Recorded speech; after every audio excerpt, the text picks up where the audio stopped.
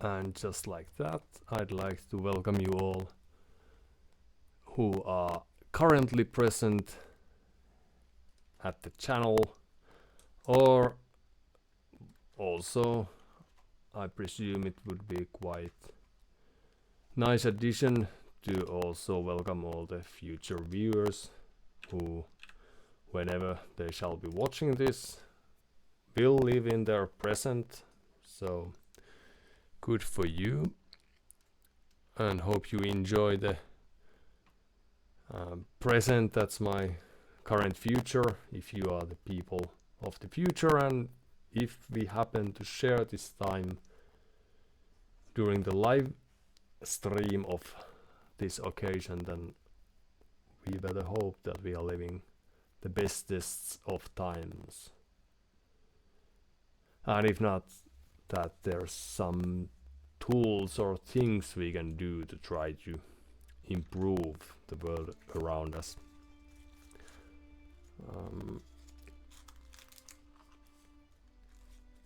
Little rattling noise. Okay, thank you for that. Just a second. I know what fixed it last.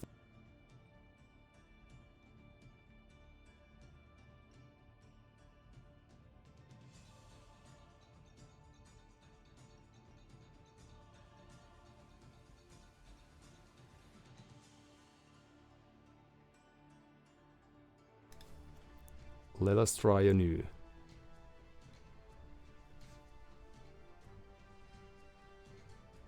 Better? Perhaps I should speak some extra additional words just to make sure. But note to self then is that Focusrite audio interface that I'm using, or software utilizing that, or what's not, might cause the mic to rattle during long periods of uptime, and just very quick reboot of that was enough to fix the issue the last time, and now again. So kudos and thanks to Hopsi Papeli for pointing that one out. Perfect indeed, as we all cat lovers on the chat can agree to, as well as Hari 811 Didi, whose presence is duly noted and appreciated. I'm quite certain will agree too. When do we see your handsome face, mate? Is the question from the aforementioned Hadi, and it's in the nearest future. Of course, if you happen to live nearby, you can probably see me through the window, or I'm just a short sprint away. But if there's more distance between us, then one has to rely on old social media photos, or otherwise very low quality ones, because nothing beats the real life. But I am planning on adding the camera to support the stream, especially because just as lately as few hours ago I got a compliment regarding the way I utilize my eyebrows, so it would be a very sad thing indeed if none of the viewers from remote locations couldn't see how I react to being raided by knights 15 minutes in when I have 0 army numbers. Other occasion where such a thing may be noticeable just barely with good enough camera, or by standing very close to me, is on the ice hockey field. But more about that later. Now, Hopsi Paapeli, we would see total calmness. Indeed. Indeed, that is true. And Hadi, I need to be a bit taller. You are living floor 5. That would be correct. But of course it depends on my positioning as well. If I'm laying on the floor right next to the cats, then of course one needs to be tall or utilize ladders or friends or elevators of sorts to be able to catch a glimpse of me. But if I'm standing right next to a window, like the mean people, sometimes the good people too, do in movies when they are then promptly shot from a distance, then I don't think you have to be very tall. You just have to position yourself, even if you are role-playing a worm, you should just position yourself in the ground level and looking at the right direction. Now you can't make a mistake, so you will know me when your eyes catch me, of course. And Hopsi Paapeli or a crazy laugh, you fool.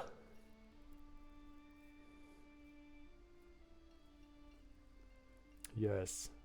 As an addition to the total calmness, I presume. That makes sense. That's a dialogue for you. Now, not only can I read and write, because this green text is all written by me, besides the game background, game texts on the background. Our plan is to rejoice the 7th day of this stream by doing what we have done in the past, playing a few games, of course. We have made some learning events occur. We have been lucky in that sense. So we know some things regarding the game. Now we know that we should probably try to reset our microphone amplifier too before we start the stream. But we will go through those as per necessary, or when I face the ideas.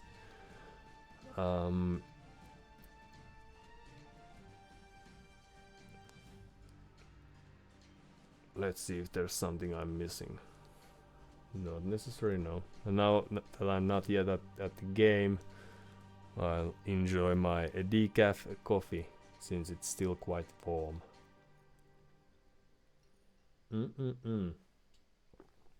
Now there's this player who does that. That's Doubt. So that's a way of acting or speaking that I have copied from him. That's what happens when you are around charismatic people, as you may have noticed. And this is also an invitation for you all to start playing the game, being a charismatic person and so forth. Hadi, is that coffee from Vanha Kauna, also known as the Old Grudge? Yes. Yes. So it has a bitter taste, but it's also free. So you know what you're talking about. And I presume that you should start streaming. More people should start streaming. Okay. Now we have this first time chatter, Billy Himmeli. Thank you for taking your time to type these letters, forcing us to go to a game. Well, thank you. That was very, very friendly done, because we are here to practice the game first and foremost, and the philosophical things are a plus if they ever occur. But one of the things that I've been very happy to notice is that when discussing this streaming thing with people, people are more or less excited and happy for the thing to take place, and that's the sort of attitude I'd enjoy people having more often regarding all the things that people can do. Presumably most of the hobbies could be very good for people to undertake. But thanks for the support from all of you to the present people. Alright, so we are playing Arabia. Yesterday we lost quite a few games on Arabia, but this is at least we have a chance here, because other maps might take some more time to focus, but this is something we've done before, so there's a chance that even the first game of the day can provide us some fun insights, if not necessarily good gameplay. Now, Gurjaras, can't remember those, but they are one of the old Indian people, and then there are Japanese against us. Japanese have bonus when it comes to wood cutting, at least. Oh yeah, Gurjaras start with these nice berry bushes under the town center, so we get instantly some rather fast and secure source of food.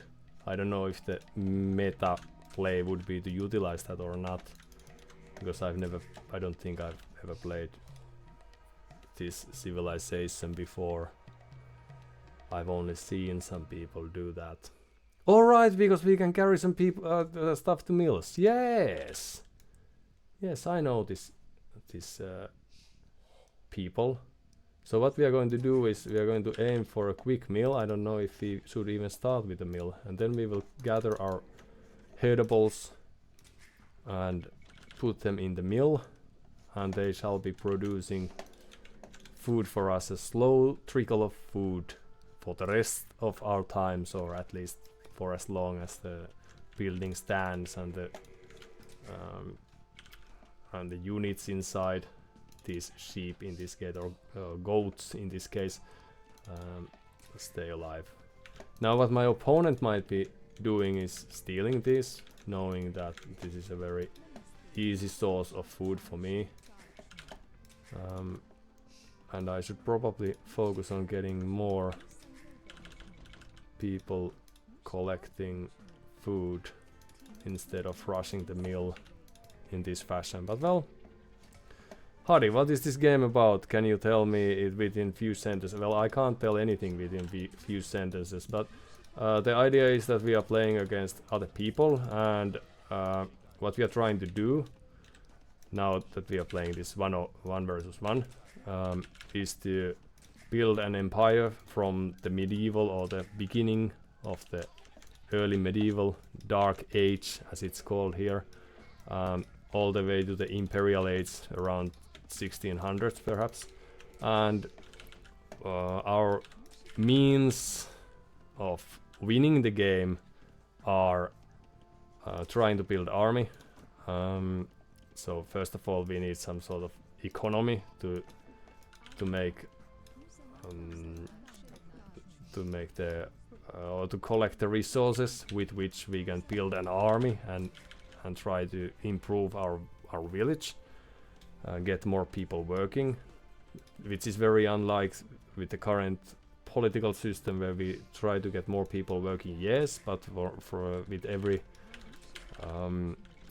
when thinking about from the workplace perspective, what we are trying to do is get rid of all the people who work via automation and other means. So these were the times when we hoped that more people would be working, and we are rejoicing because we have a chance to enjoy those times since long lost.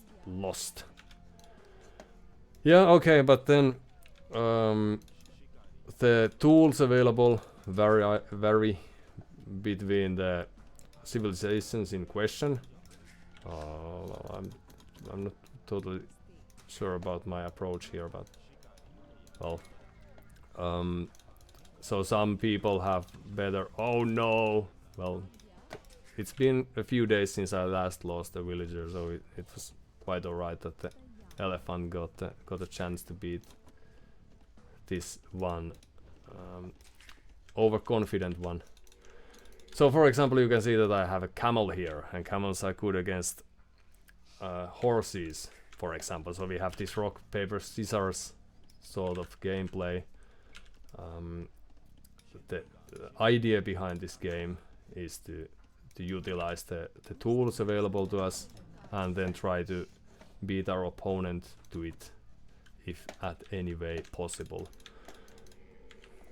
And cool, great explanation, but I don't know how many sentences I had said when you said that, but thanks.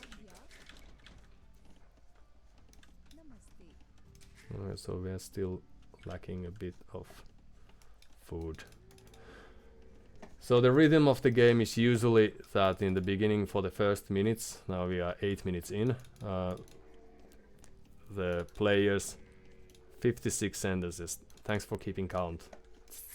That's exactly the sort of assistant to the well, I could have gone up, but I didn't. Assistant to the management that I need. So you can consider yourself hired on the spot. Okay, my mission was to get this zebra close to the town center, but I may have failed that by just a few meters. And now I'm up to feudal age, thanks to the fact that the early minutes are usually quite peaceful, and there are different playstyles. The beauty of the game, in my opinion, stems from the fact that you can play this in very many different ways. There are usually the, if not correct way, then still the optimized way that people have battle tested, but you can still improvise around it and make something cool happen, even if the professionals wouldn't necessarily play in a similar fashion. But at least at this lower level that we are currently playing, we are around 1k elo, meaning that we are in the top 60% perhaps of players of the game, and that's very low. The pro gamers are around 2.7k, and the worst players are probably around the very similar. I don't think elo can get too low. Like, I find it. Ooh, so they have a stable, they have a blacksmith, so we can probably prepare a few pikemen. Now we can expect that our opponent is trying to rush at us with a few scouts, so we can try to prioritize this loom technology. So what we can do here is not only the units but also technologies of various sorts. And had I scouted this stable before, I could have started with this scout production myself, but I didn't. So, and ooh, very basic way to lose a scout is that. And here come the scouts. Okay, and this is already dead. Well, so our spearmen are a bit off position, so we may have lost a few villagers without giving much of a fight, but that's just for them to rejoice. Little do they know that we are doing our own archers here, and this is going to take them by surprise. But so the early game, what we could have done way better, of course, is make more people chop wood, just so that we would have that much more resources with which to build farms. And then we could have also tried to take care of our units. Oof. In a slightly better fashion, perhaps. But that's a very common problem that we have, that we are losing units left and right. Just like we are doing here. But luckily they weren't watching their scouts either too well, so the trick we are now trying to do is to create a few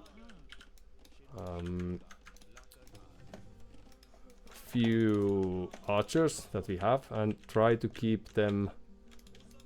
Sadly we lost our scouts, so we can't be too certain about things, but try to keep them that much secret for a while, so that we could perhaps surprise our opponent soon by striking to their dearest economy, and in that way trying to cause some havoc. We are now 3 villagers behind, because this is very well, Hadi, from perspective of someone who haven't played AOE never before, you seem pretty good at it. Have you played AOE 1 before? I have, and this is actually Age of Empires 2. And if you knew that, then you knew that Age of Empires 1 is about ancient times, and that's my all-time favorite game. For that reason, mostly, but not only because of that.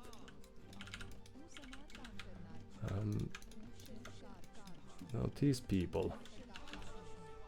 Well, we luckily were able to catch our opponent's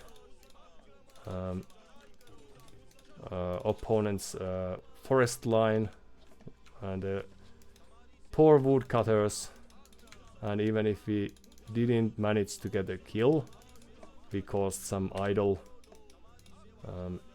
time for their woodcutters, and perhaps their scouts are now running back. Remains to be seen. Oopsie. Well, we will hide there, and then there's this other archer that's trying to be painful here. And now we have plenty of resources. What we could try to do is build a market and just carry on to the next age, because that's probably what our opponent is doing as well. So here are the scouts, and sadly I lost the scout, so they are now in a position where they can very easily pick the few archers away if they so want to. But okay, so to comment from perspective of someone who haven't played AOE never before, you seem pretty good at it. Yeah, well, I've played this game some 20 years ago when it first was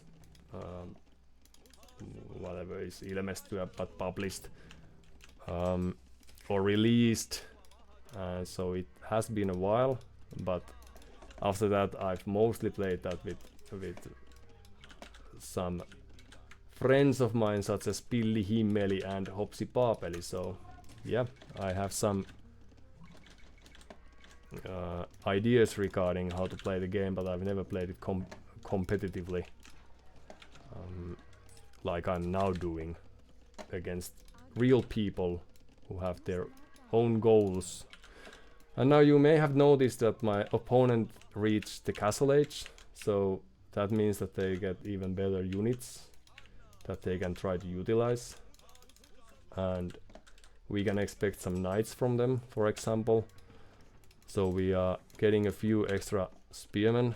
They don't really help too much, but with the armor that I'm researching here, they stand a chance slightly better than they would without. And then we have a few archers that are hopefully trying to cause havoc at my opponent's direction eventually. So there's this town center coming up, so we can verify their their choice of units. Okay, so there's night, and I didn't have a chance to check the updates, but the time will come. Now usually going archers against knights isn't a very good idea, especially if our opponent is a capable player, because in small numbers knights always beat. Oh yeah, how very nice this. So we have been able to so far we haven't seen very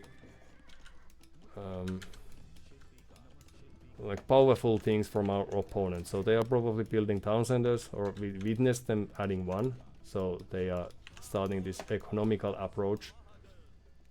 And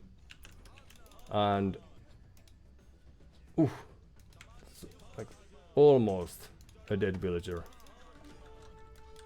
So our payback is slowly commencing.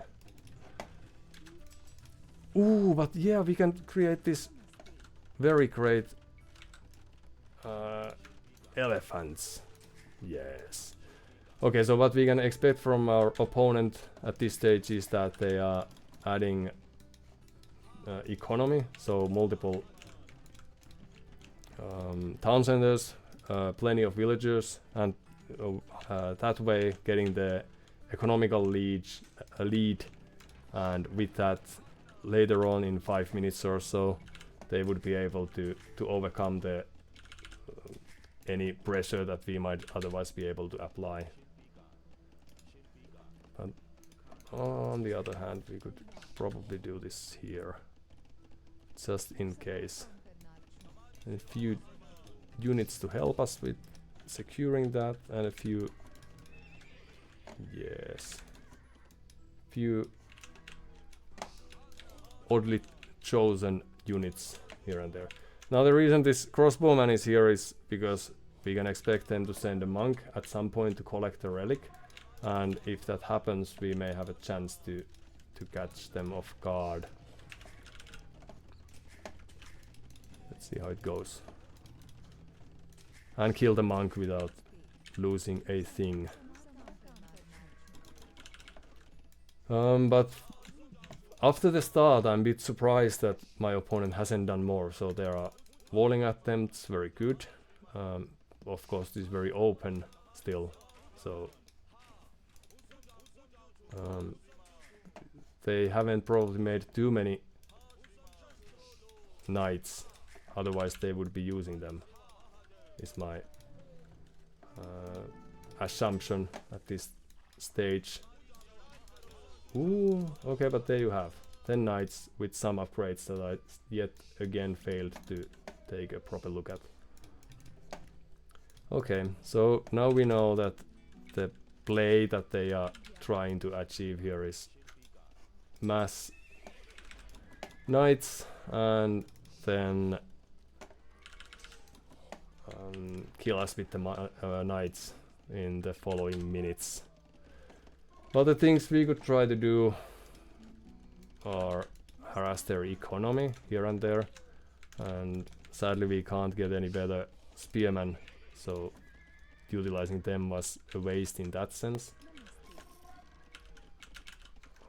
Let's add a few houses, and these are the things that we need in order to get our population up. Now we are limited to 65 people, but that's about to change. And what else? Now currently we don't have too much resources for anything, and we know that our opponent had quite a plenty, multiple knights, so this might be throwing our army away, but we can at least go take a look about their whereabouts. And perhaps we could also try to secure this here.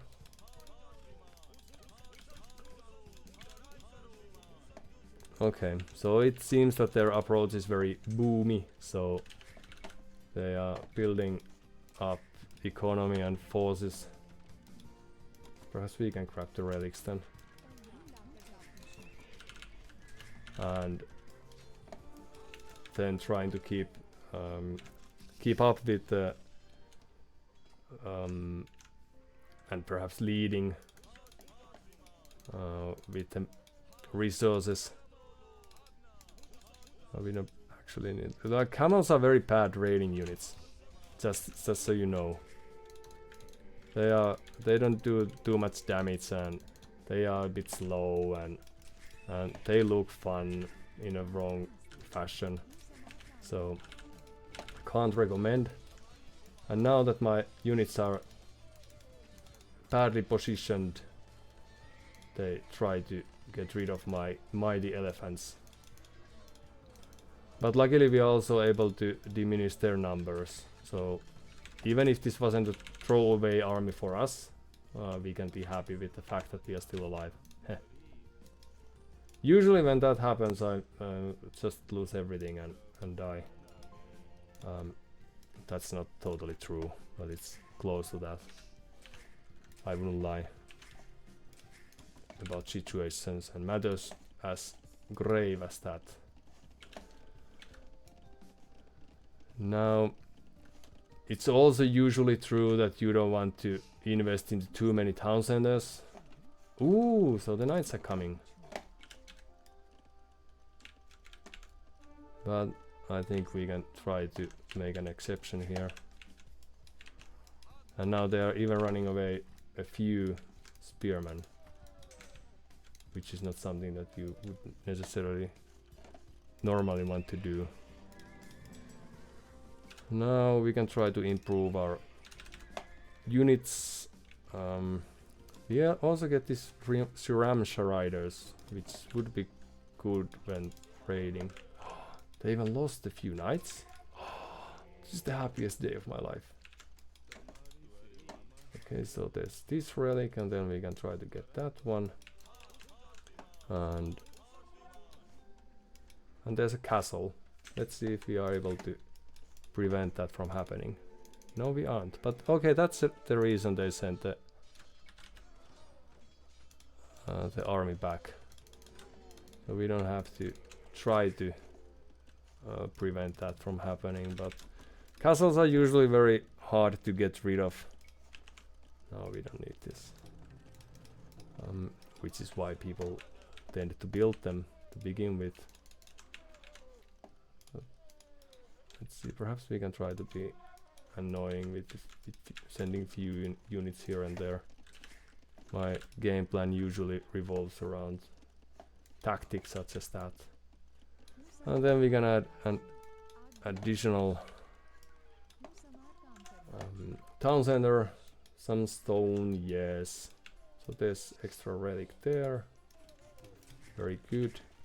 But based on the score, my opponent has some 100 or so units probably. Not that I would be able to know for sure, but I wouldn't be surprised if they did. And our boom is not as good, so we are slower in that front or in that regard, and that's how they have been able to get farther away or get this lead. Ooh, well, I'm very happy about this elephant archer now. So they are about to lose a scout, and then that's not very valuable unit in itself. A few chakram throwers, why not? But what I presume to happen in the next seconds is that my opponent is getting to the 4th age, the last age, and then they will upgrade their knights, and then they will create these tools with which they can try to break my castle, or perhaps castles in the nearest future.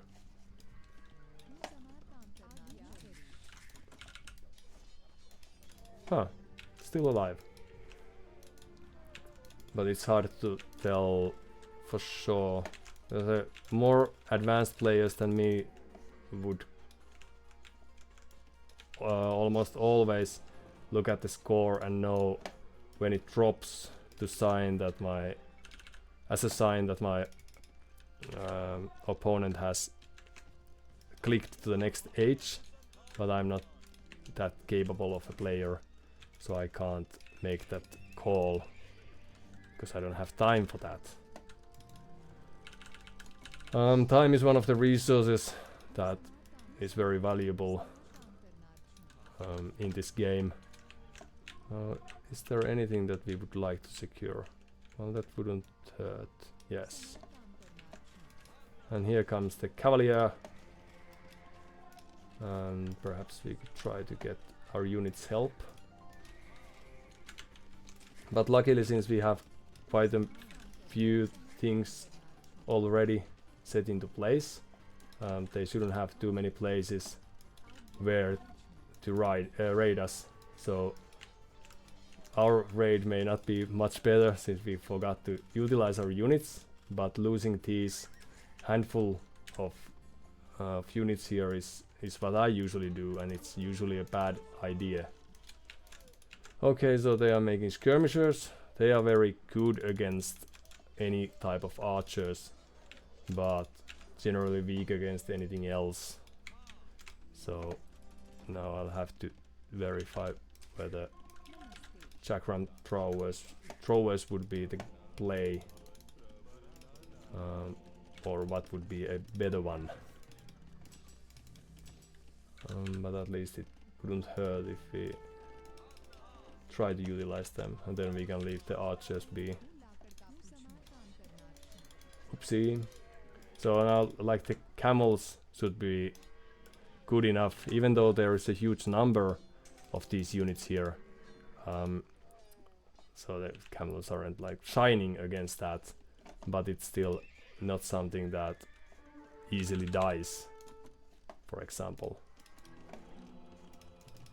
when comparing to the amount of losses that we took right away with the elephants. +4 melee armor, why not? And now they are trying to destroy our very valuable castle with these trebuchets of theirs. I think we don't care too much about that, but these chakram riders are very good in comparison, because they can avoid some of the arrows thrown at their direction. And now what we should do with the little forces that we have is to try to secure this place. Perhaps we can even utilize these people here, and then try to upgrade our Shiramsha rider is the correct term. Getting there. And see if they work against our opponent.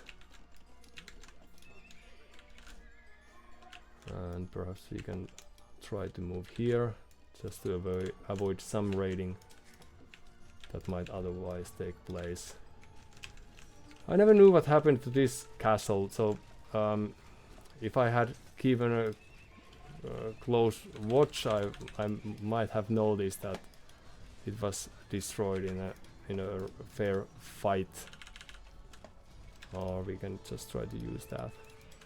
But the situation is looking really dire, since our opponent has plenty of units.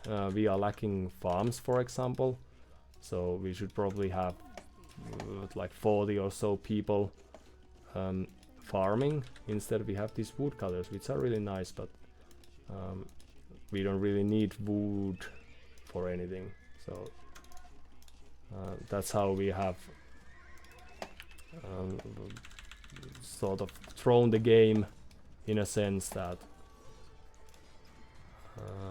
we are losing castles very soon, Now this is the last castle. We would be able to create units that cost wood, but we don't have any that are any that we could utilize at this stage.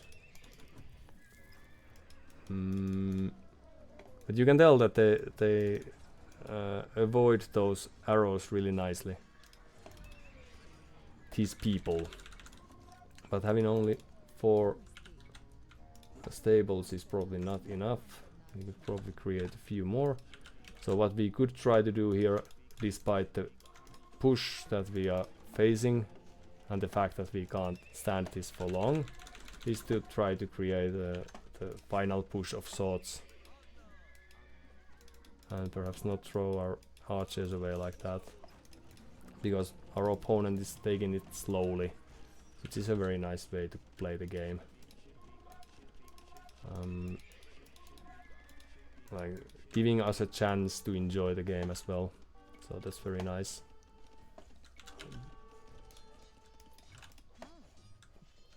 Little did he know that we were supposed to utilize those for raiding, no, for farming purposes. But now they are probably quite close to being pop limited, so having 200 people while we only have like 60. So we have basically lost the game due to the fact that they are able to build an army that's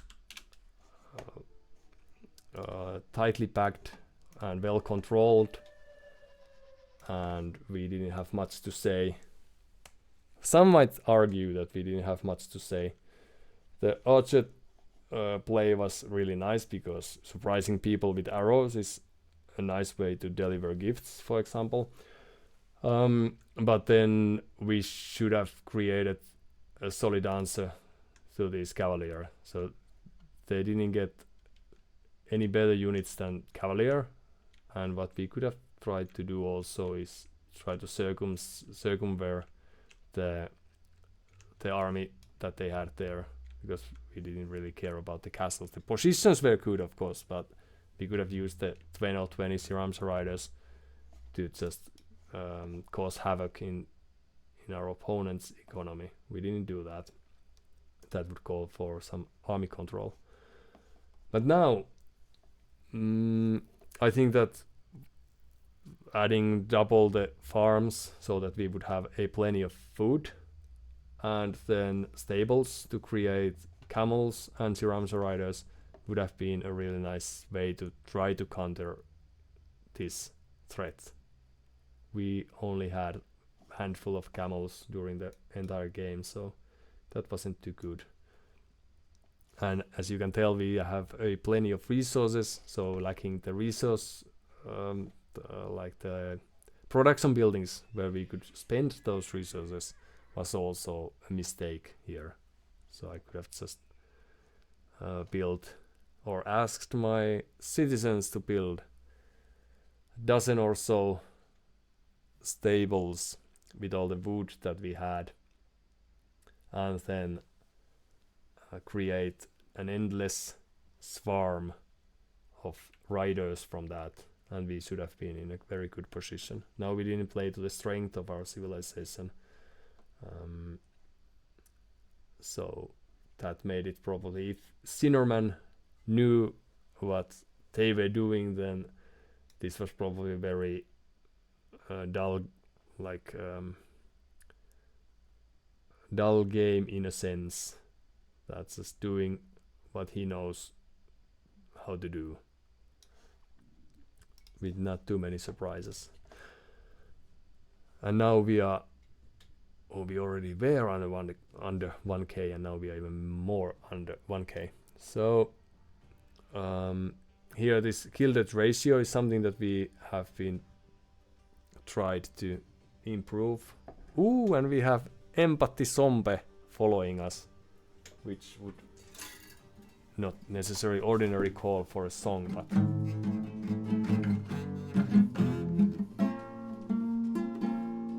a new follower has been born. Something like this is going to be happening constantly in the future. And also thanks Hadi for the yesterday's follow. And Chopsticks also did follow a few days ago. I'm just slow to react to these sort of things sometimes.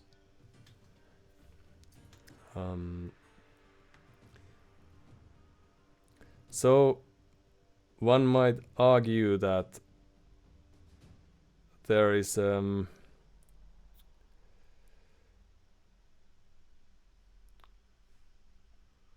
tendency for me to gather plenty of resources and then throw them away, and this units lost number tells that if we had been able to keep them alive, then that would have probably been a quite good thing, I presume. Now instead we only had this largest army of 35 at our finest hour, and when opponent is massing the army, it doesn't really even matter. Like, of course, if you are able to utilize this paper scissors rocks game style, then you can easily overcome army that's double the numbers, but you can still help that with upgrades. And since we didn't have a clear counter units like camels, for example, this didn't really pose too much of a threat. And despite the huge investment in economy, we were still lacking on that front.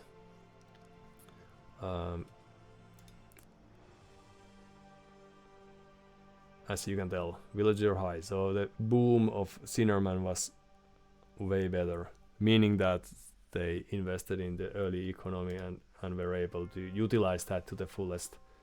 Here it seems that since the light blue is the villager amount, they have almost half more villages than we do, so having more farms would have helped with that. And Empathy Zombie also sends a really nice emoji that takes some reading to analyze.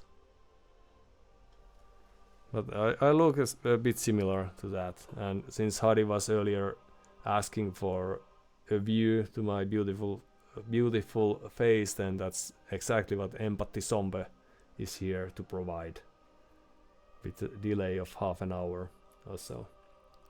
So just a short break, and then we will spectate this game just to see if there's something that I missed. Like, of course, we lost, so we miss winning dearly, but there might have been places where I could have done that much more better. So we are trying to see what those were. But just a second, I shall be back.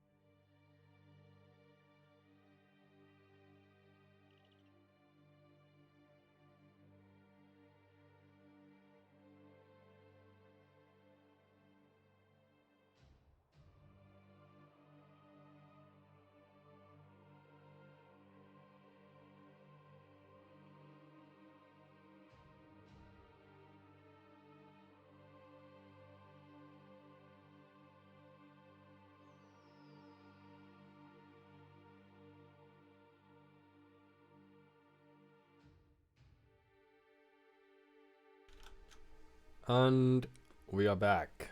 Thanks for staying tuned. And thanks for visiting for those who didn't stay tuned but decided to carry on with their lives.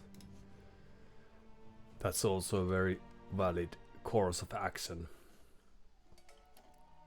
Now, let's see if there's something that we can easily deduce from the recording.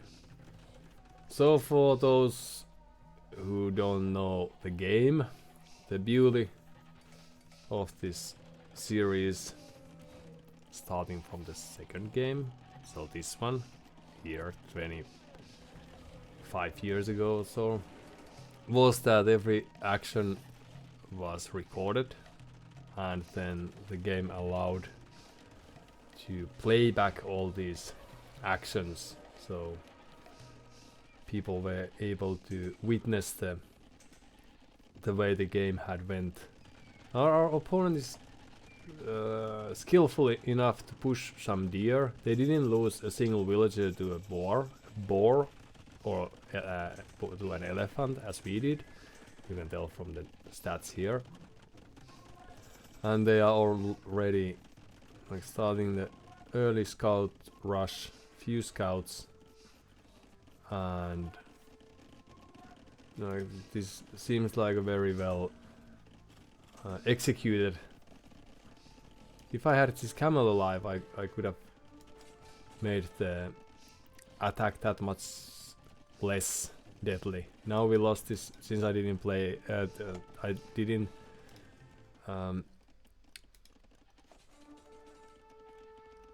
I didn't have enough attention span to notice that we have a few villagers that have lost their HP to the aforementioned elephants. The scouts were able to easily snatch one of them, or two of them actually. Whereas usually the play is to secure those near your town center, so that when the scouts arrive, if they do, or any other threat appears, you can easily hop into the town center, which is a protective building, and shoots arrows, and therefore discourages this attacking, even if there have been days when the arrows don't hit their target too well, but still, as a principle. Now I wasn't able to secure those villagers, and playing against an opponent who knows how to play the game. Like here we have a very solid build.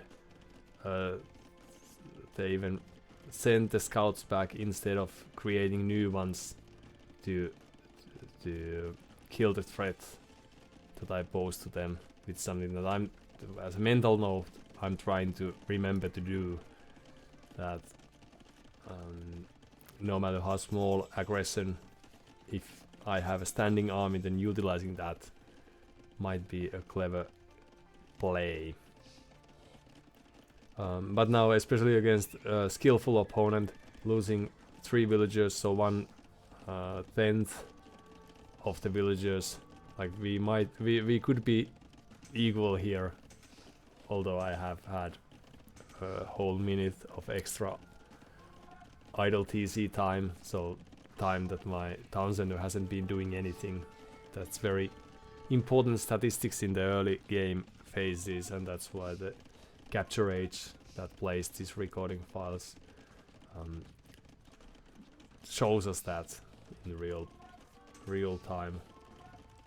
So their game was to get to the castle age, create a few knights, just a handful, and then instantly drop additional town centers.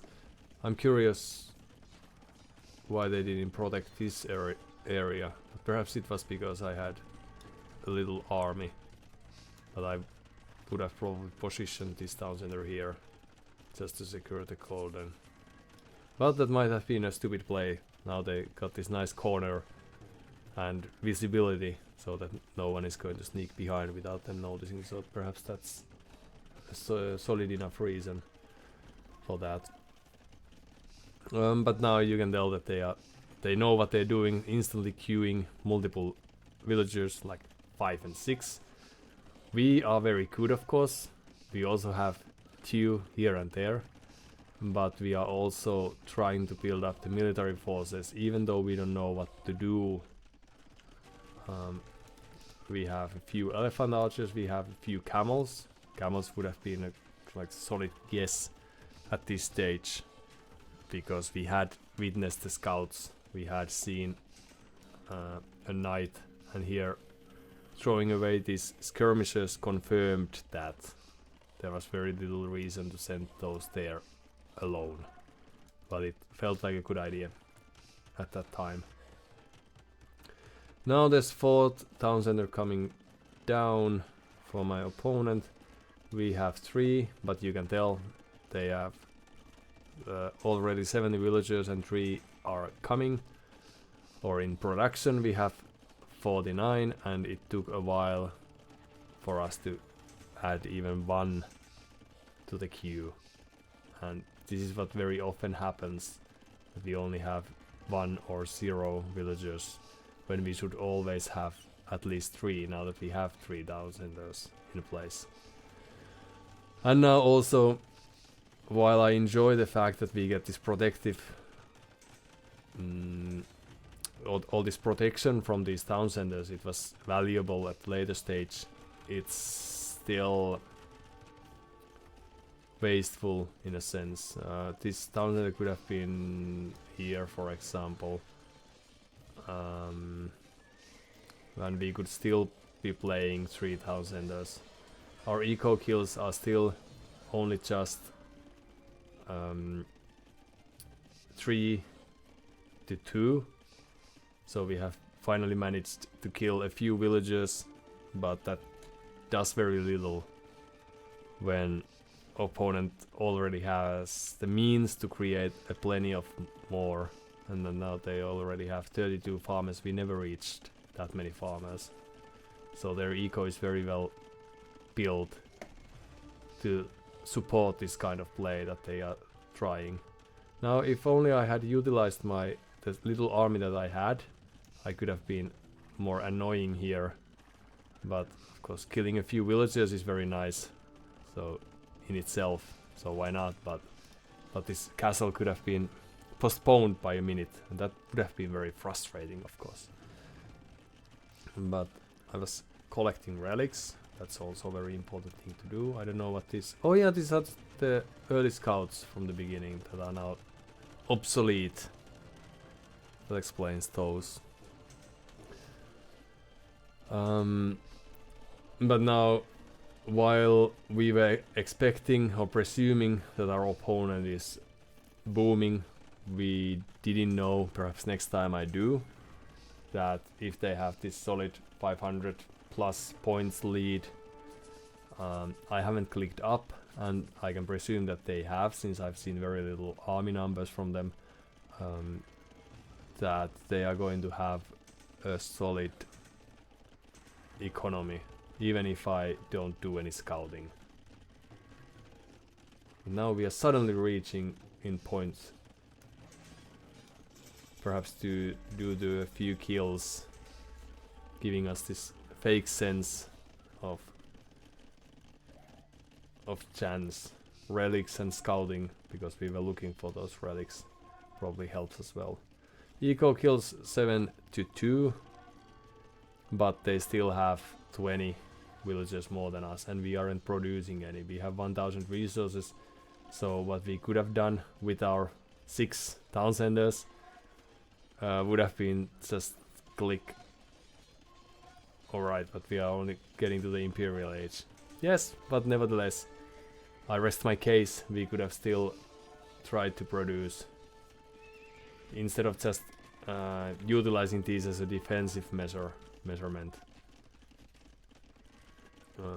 Now we were able to withstand this raid but our opponent only lost a few horses and they had a plenty. That means 8. Okay, so they lost half their army there. Or at least half of their army got weakened. But now they have solid skirmish play. And our elephants are going to be dying very soon. I should have just run forever instead of forgetting them here. But what I think the game plan here could have been was that I could have created instantly, like get the villager number to over 100. That would have been a good thing to do. Then and also realizing that okay, I don't need these units. What I could try to utilize is probably just a I could have played just camels. Probably. I don't know if I needed anything else. That like Shiramsa riders for raiding. Just to harass my opponent, why not? A few Shiramsa riders here and there. But just adding, this I didn't witness with my own eyes. I just realized the castle was lost. But these guys should have been here gathering gold. But since our opponent was playing this booming game, we could have tried to invest to, since we have plenty of wood, we could have also just buyed food. Their army number was great, 70, so why not? But our composition was wrong, and we never gave them a real challenge. Then again, I'm not sure if Gurjaras get heavy camel. I'm going to have to check that.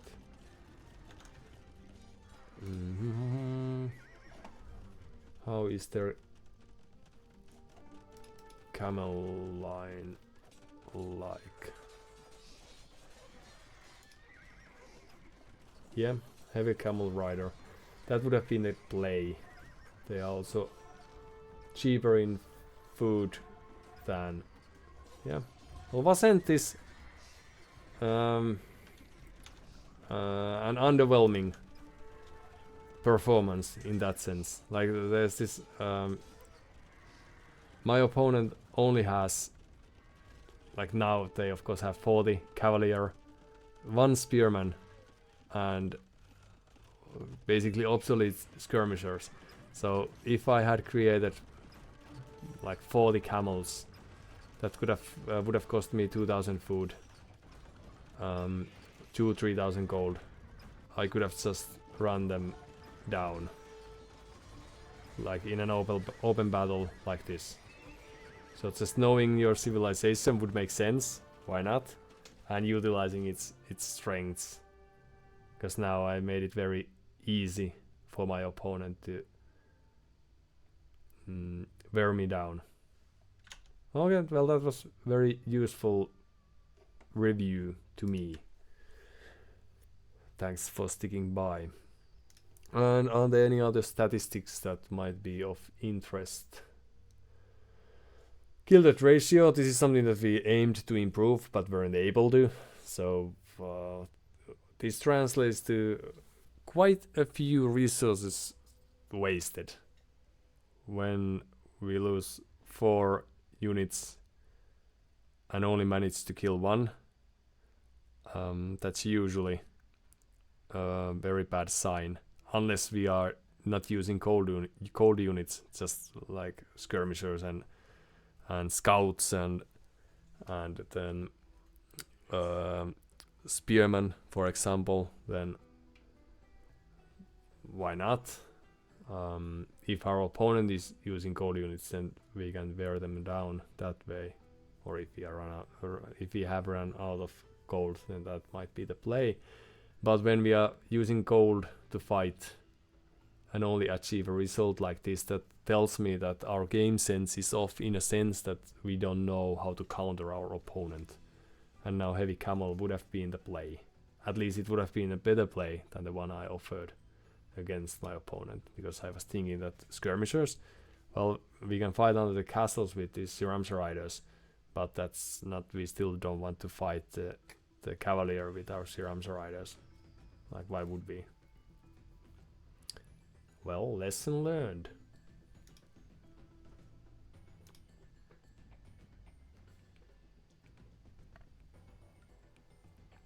And also, if our opponent is playing passively, then building up economy is a very nice thing to do. Now we build up these secure bases, or we secured our base with the town centers, but that would have hardly been needed to the extent that we did.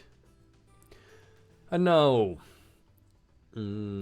our opponent was very skillful and fast, of course, as well, having over 130 actions per minute at times, and still few actions, or action every few seconds.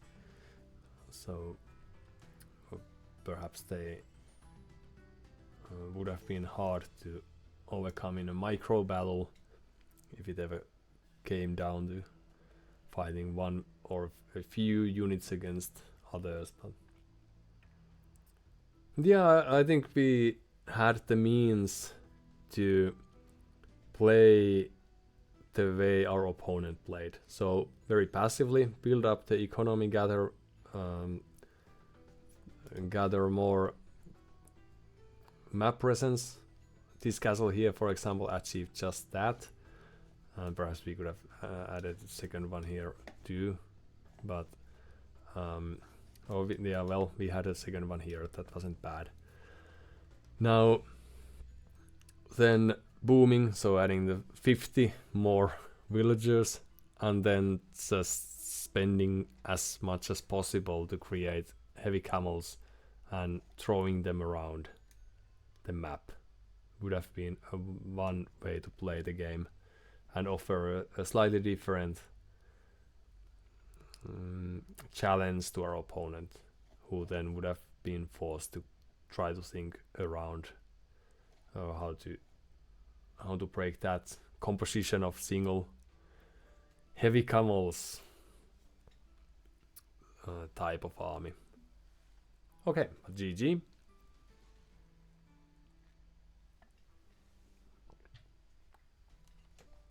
And on we go. Just a second.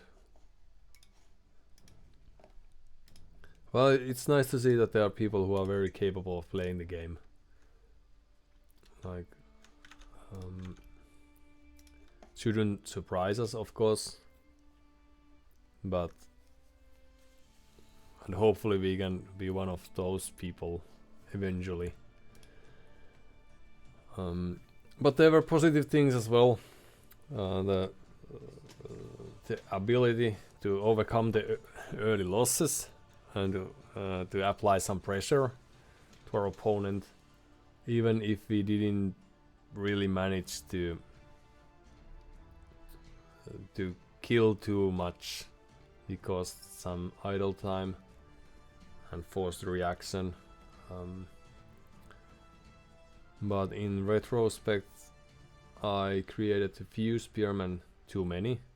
I could have tried to focus on getting to the castle age, for example, and also the raids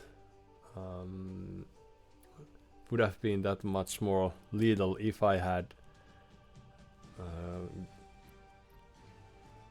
given the archers the support of few extra spearmen.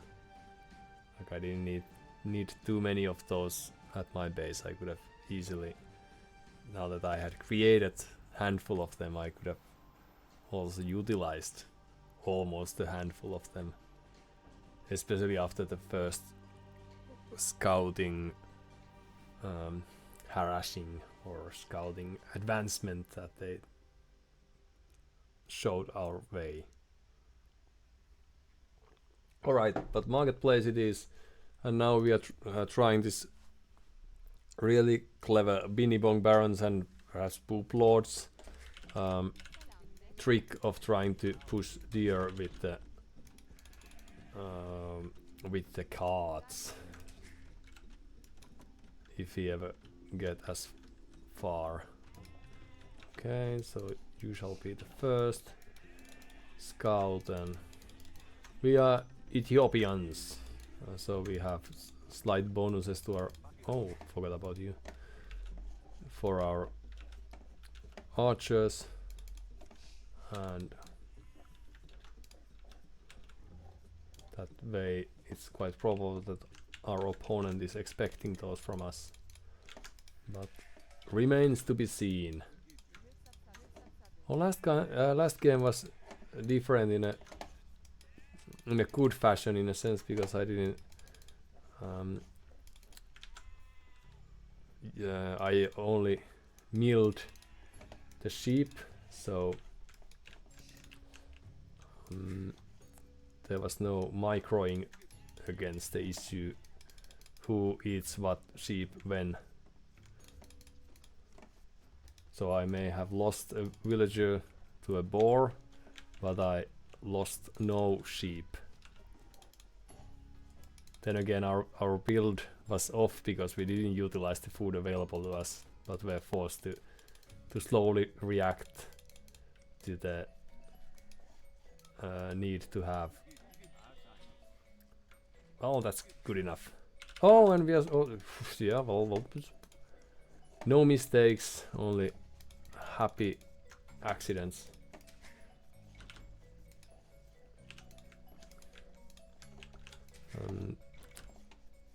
So it boils down to the thing we have discussed earlier, whether one should try to practice a single civilization and then only after trying that often enough to know how it plays, switch to another.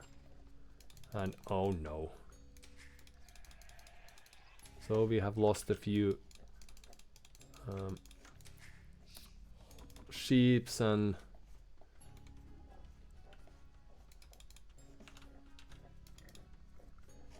and now the idle villagers button here is confusing me because it shows the trade cards. That's very confusing. I was expecting the worst. Now what has happened to all of our sheep? Oh, there was one. Okay. Ah, you go there. And now... Oh no.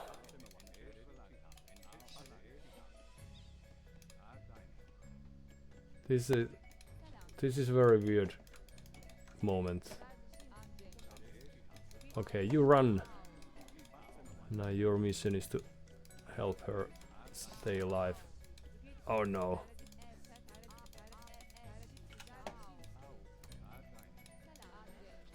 Oh no. Everything's going terribly wrong. Oh well.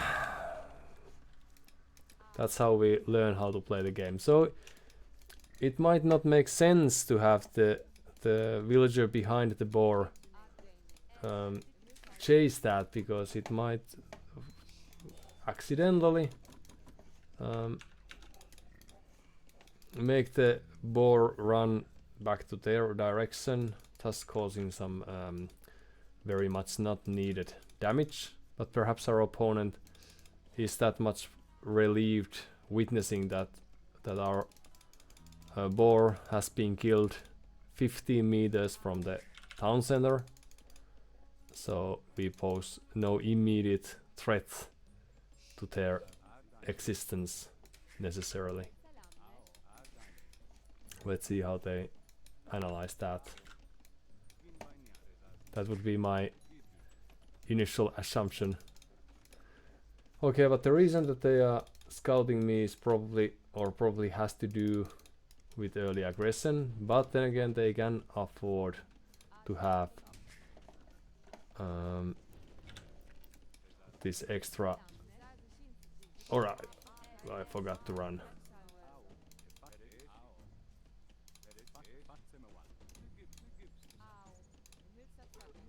Oh no.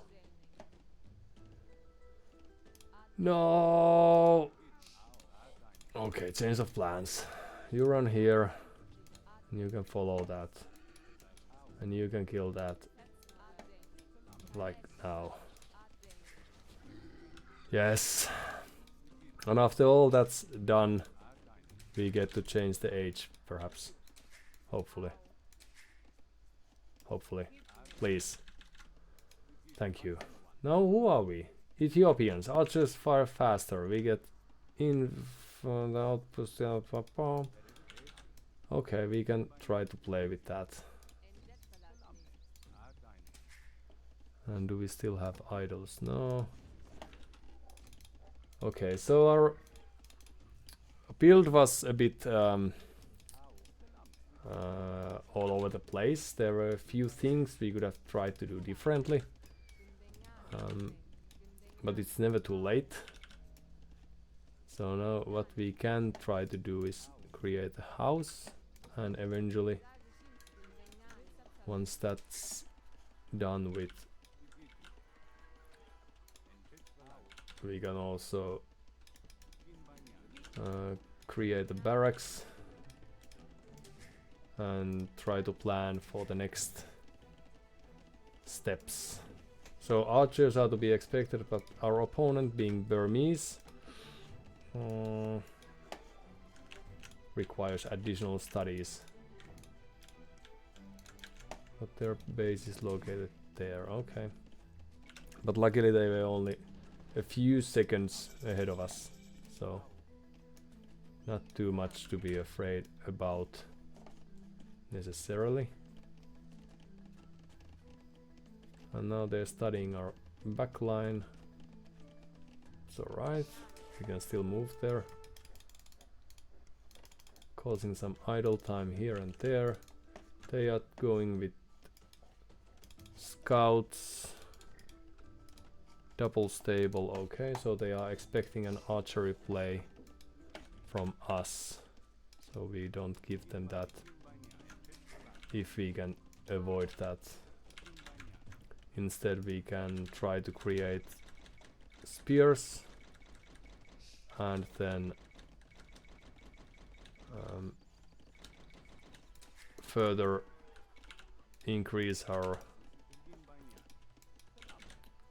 deadliness with stable of our own. Now what we are doing is not showing our spears, so they might be thinking that we are trying to do a man-at-arms rush or something of that sort. Hopsi Papeli, a funny looking town center. Yes indeed, why thanks. I created it myself.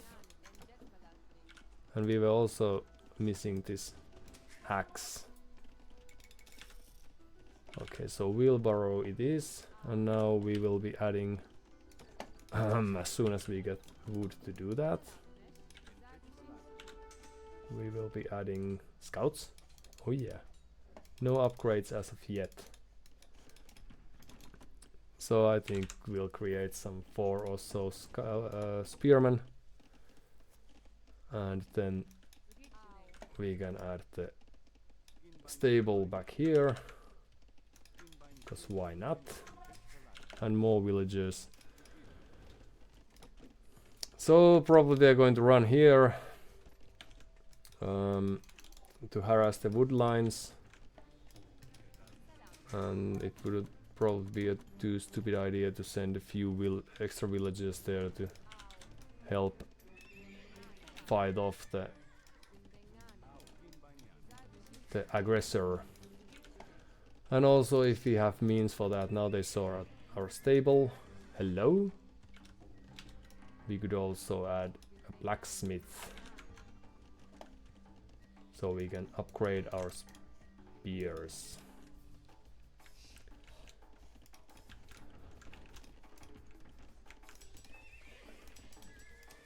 And then I'd say we just... Ooh, we need gold. So there are the scouts. So let's try to follow them through.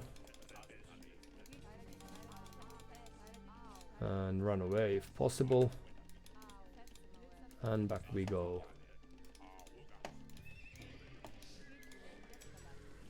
And then a few gold miners.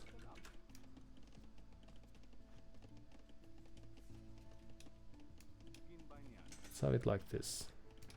So now they were really cleverly able to harass our or force our units to run the wrong direction. But since we are instantly fighting them off, hopefully. Alright. Kill! We can afford to lose a few villagers. Like, actually we of course aren't, or we shouldn't lose villagers, but it's not like we are going to die because of that. There are other reasons. And then Castle Age is coming, but they are oh, we also lost a few spearmen, just wandering there. A thing worth noticing is also that they only invested to 4 scouts perhaps, so it shouldn't take too long for them to reach the Castle Age, so our defense was off by quite a bit. So if we had the spearmen readily around and not chasing the scouts around the town, if we had just kept them here, we would still have this extra villager alive. Goodbye. But now luckily the thanks to the spearman defense we have very little problems. Oh, they also lost a few scouts here. Well played by me, even if due to an accident. Now what would we like to do? We could go for better... But Burmese are known for their elephants, for example. Infantry gets armed by ranged archers, yes, cavalry, battle elephants. So it probably doesn't hurt to create a few better spears, for example, but we can decide about that later, since that's the thing we are trying to improve here. This game wisdom, in a sense. So town center here. Ooh, we got instantly spearmen. I didn't realize that.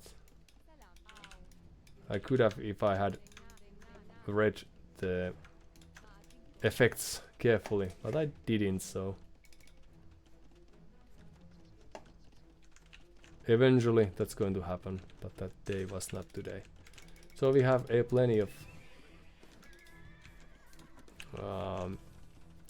food available.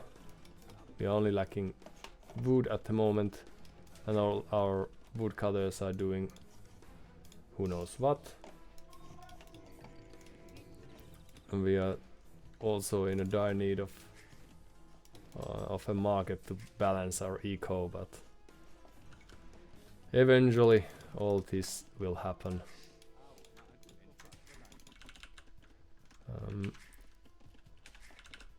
What is that circus tent? Asks Hopsi Paapeli, close to original town center. That's a pavilion. That's a specialty of this map. The other thing is that there are neutral marketplaces in the corners, so if there are any players like Santtu who'd like to utilize those types of early marketplace, then this is the map for them to go to. Just as an idea. And now, since we don't need too many things, we could probably try to secure this gold of ours. And wheelbarrow, yes, why not? Now this is a sort of kind of boomy game. Ooh, down to there, okay. And that gives you extra population, either 5 or 10. so it acts as a house. So I didn't have to build that many houses to begin with, even though I did. Now we have 3 town centers available quite soon, and we should have a villager lead, even if we are currently lacking that. And our opponent is creating scouts and knights, which is a very well, they can do that if they want to, of course. I'm not one to blame, but perhaps we should keep up with the pikeman production then. And if possible also securing the little area that we have at our control. Like also in a similar fashion than we did in the last game, we could probably add a town center even here if we still have time before they reach us. Because what we can try to do now is to go to fast imp as soon as we get enough gold for that. Oh, and they're coming.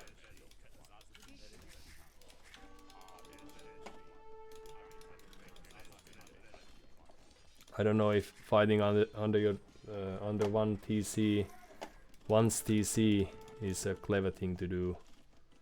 Just thinking about the possibilities. But that's of course what they did.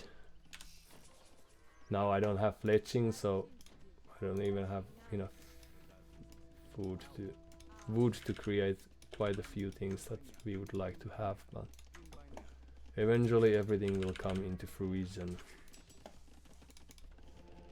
But now we should think about what to do. So we are fast imping, we are trying to get to the castle perhaps, or just creating a horde of spearmen. Why not? And they are coming again. Hello.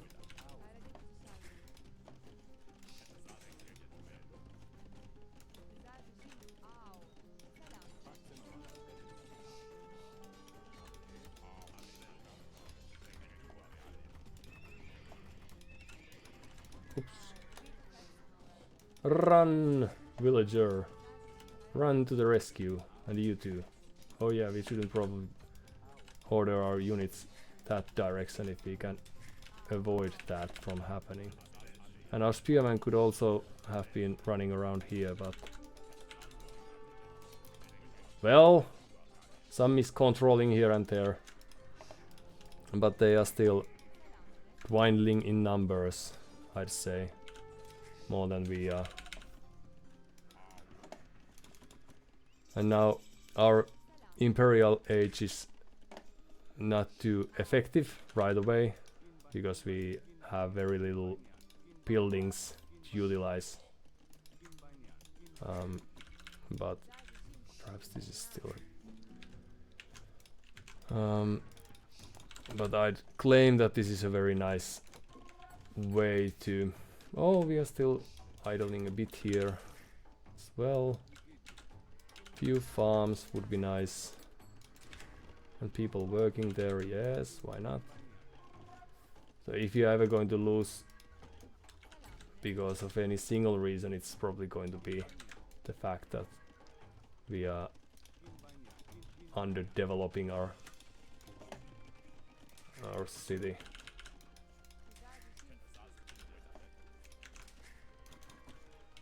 Oh, so yeah, we need houses. That's a good idea. About that and add a farm instead. We only have 25 farmers.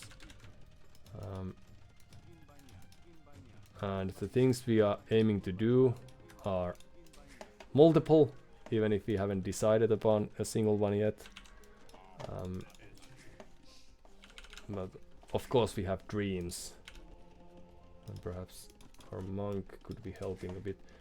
So presumably our opponent is aiming to create a few or to utilize the... Ooh, we could go for heavy camel this time, since we failed at that the last time.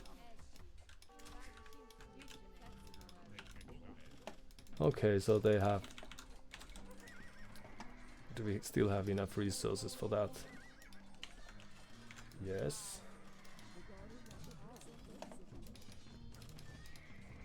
So the play that they are utilizing here is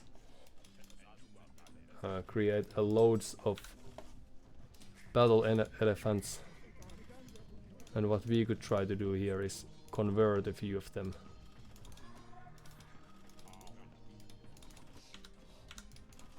And just like that we were able to secure the town center, not without some losses of course, but at least postpone that destruction of its an inevitable destruction. We could also have a few, we could do with a few extra units, but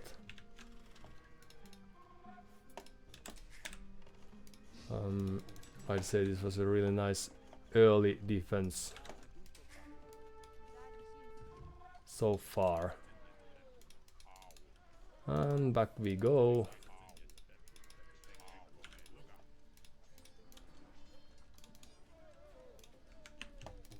And what else is there? At this point we can very securely just create halberdier, since we have witnessed nothing else from our opponent. And then we could try to create a castle, since we didn't see that happening before.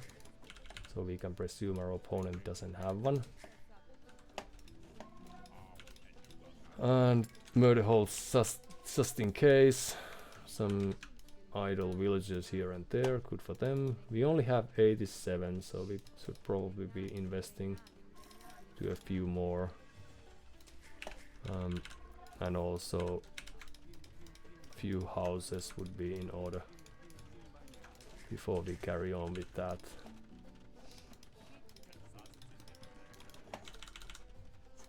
But okay, so far this has been a rather easy game for us, because not much have been asked from our part. And this is a risky move, but we are still trying to see how that goes. Perhaps extra visibility wouldn't be too bad. I'm verifying what's going on around the map. Trying to get a few relics here and there. Now what do they have? There's town center of okay. Oh, let's create a few of these.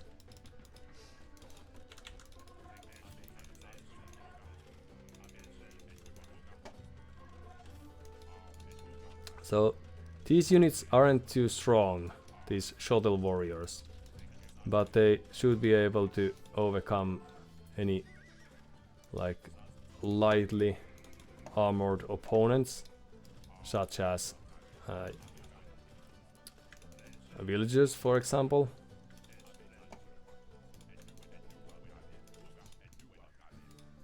And now we threw away a few of them. Now we have way better siege units, so we could also try to invest into those. And our opponent's probably aiming to reach the next age quite soon. That would be a clever thing for them to do, and for us to try to overcome. Now these farms aren't too well put, but eventually things will happen. We could try to fetch that relic here and there, very good. And then we could try to create this single trebuchet and start bombarding our opponent, who managed to get to the 4th age. I didn't notice the exact date for that, but it actually happened. And here we are fighting neck to neck. And since we have a plenty of food, but are lacking on several other resources, it would make sense to... Oh, we have a few camels here. To send a raiding party to our opponent's direction. I don't know why you are there, but okay. Back you go. And let's create a few more. Now that we are at it.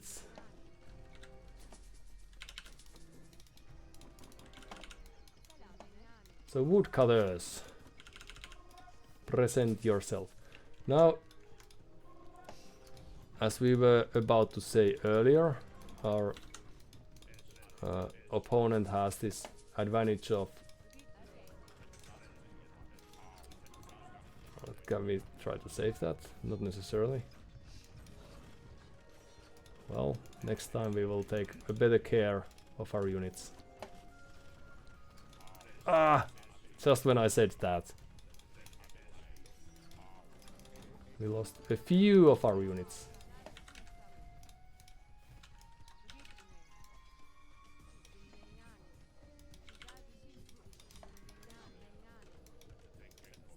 And let's try to build another one. So currently our military presence is quite slim. But we could try to send a few units towards our opponent, who is now leading in score, if that tells anyone anything. We are missing some seriously needed... Oh no, well I wasn't supposed to call you all in, but I'll take some practicing to do. But you can tell that our opponent knows how to play this game based on the fact that they have a plenty of trebuchets, and they aren't afraid of using those, and are slowly pushing forward. And our trickle of units is not too good to stop that all from causing some havoc.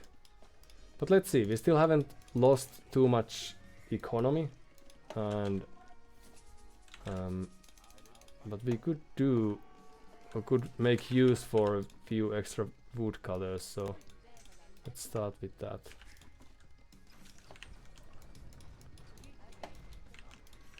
So we have a plenty of castles, or plenty of resources for castles. So perhaps one there, just for the sake of it. Don't know if they're going to witness it, but... And we also were able to wear them out from that one castle, so that's good. And then a few farms, just for the sake of it. And now what's going on here? Some losses. I don't know if they have noticed that there's this thing happening as well. But that's what's giving us a chance to stay in the game. We should have enough resources to create a huge amount of or even shuttle warriors. Yes. So what we could try to do now is to get close to the pop cap, as close as possible, and then, but we are going to need houses for that.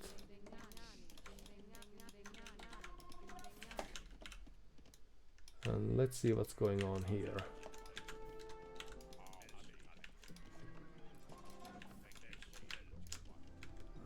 So we could try to... Oh, now they're noticing, and now the army is here. But I'd say it took plenty of time.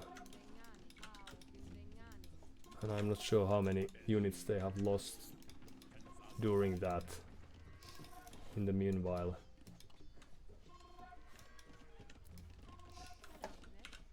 And now a castle just in case to offer some protection here. And once that's done, we probably add a few barracks of our own. And then a better cavalry, in this case camels, just in case. Ooh! If we could kill just a few of these, it would be nice.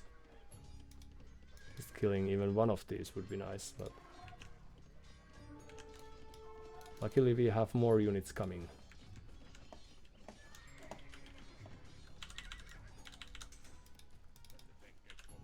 And we can probably try to just patrol these guys in and see what's going on here. So now all of... okay, no, not through the castle. But from here.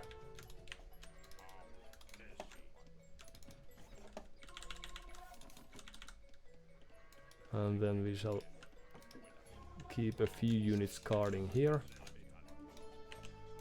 And now a few gold miners are killed, and we are very happy about that. And then we have this slow, small trickle of camels as well. So what's happening here? So all of a sudden it feels like we are in a very good position, even though we are lacking gold. No, we are not lacking gold, but we are actually we are lacking gold, yes. I was just trying to make things look better than they were. What's here then?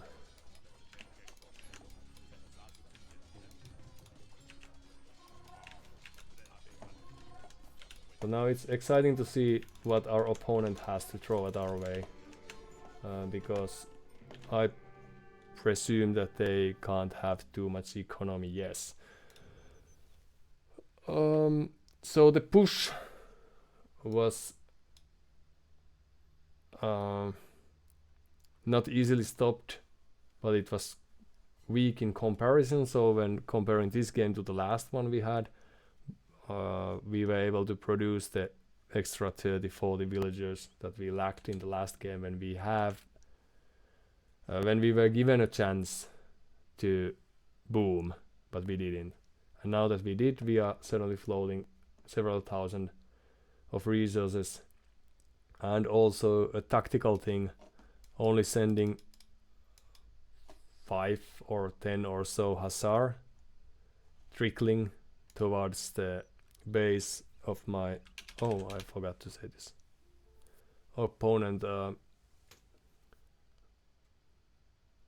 was enough for them to rotate all their forces all the way from here to here. Of course, if they were, we can check from the replay, if they were, instead of producing a few spearmen, for example, from here, or the hussar, extra hussar from here, they were forced to move the main force of their army, then it makes sense not to leave the trebuchets behind. But just they had a plenty of production buildings, 5 barracks in this screen, and 4 more here, and 4 stables probably here. Few are destroyed by now.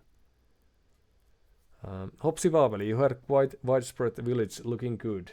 Yes, this was based on the plans of a proper architect, so that's probably why it looks so cozy too. But I'm thinking that my opponent didn't produce or wasn't able to produce as much as they hoped for. Perhaps this raid here was able to accomplish more than I initially presumed it would. But okay, let's check through the stats. Units killed barely on a plus side, so good for us. Vargblod played a very similar game to the one we are used to playing, so army number isn't that great, and in the end it's not enough when the economy is behind to support replenishing and adding and building on top of that. So that's a good learning experience. We're able to manage 650 gold, perhaps using the initial trade cards, so nothing to not too shabby. Perhaps I could have utilized mine as well instead of scouting and losing them, at least one of them. We were able to get to Imperial Age 10 minutes before our opponent, but they were first to build a mass of trebuchets and push to our direction. So this was like the cunning trick that we did, to fast imp and then not utilize that to cause panic towards our opponent.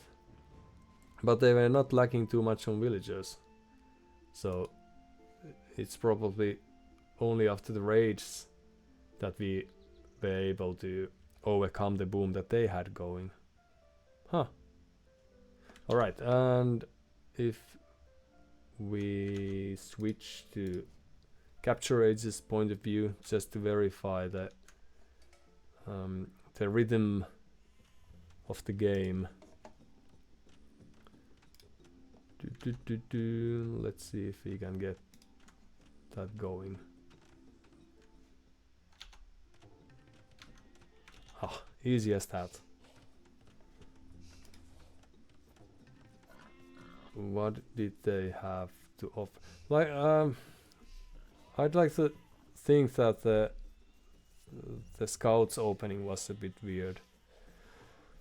Hopsi Papeli, handling aggressiveness of a neighboring town and still making good commune planning. Only the best are able to do that. Yes. Like, even if we were to lose all the citizens decapitated and worse, they would have still died with a smile on their faces, knowing that they got to live in such a beautiful city. What a life it was. Too bad we never built any army, or too bad we never practiced to speak their language.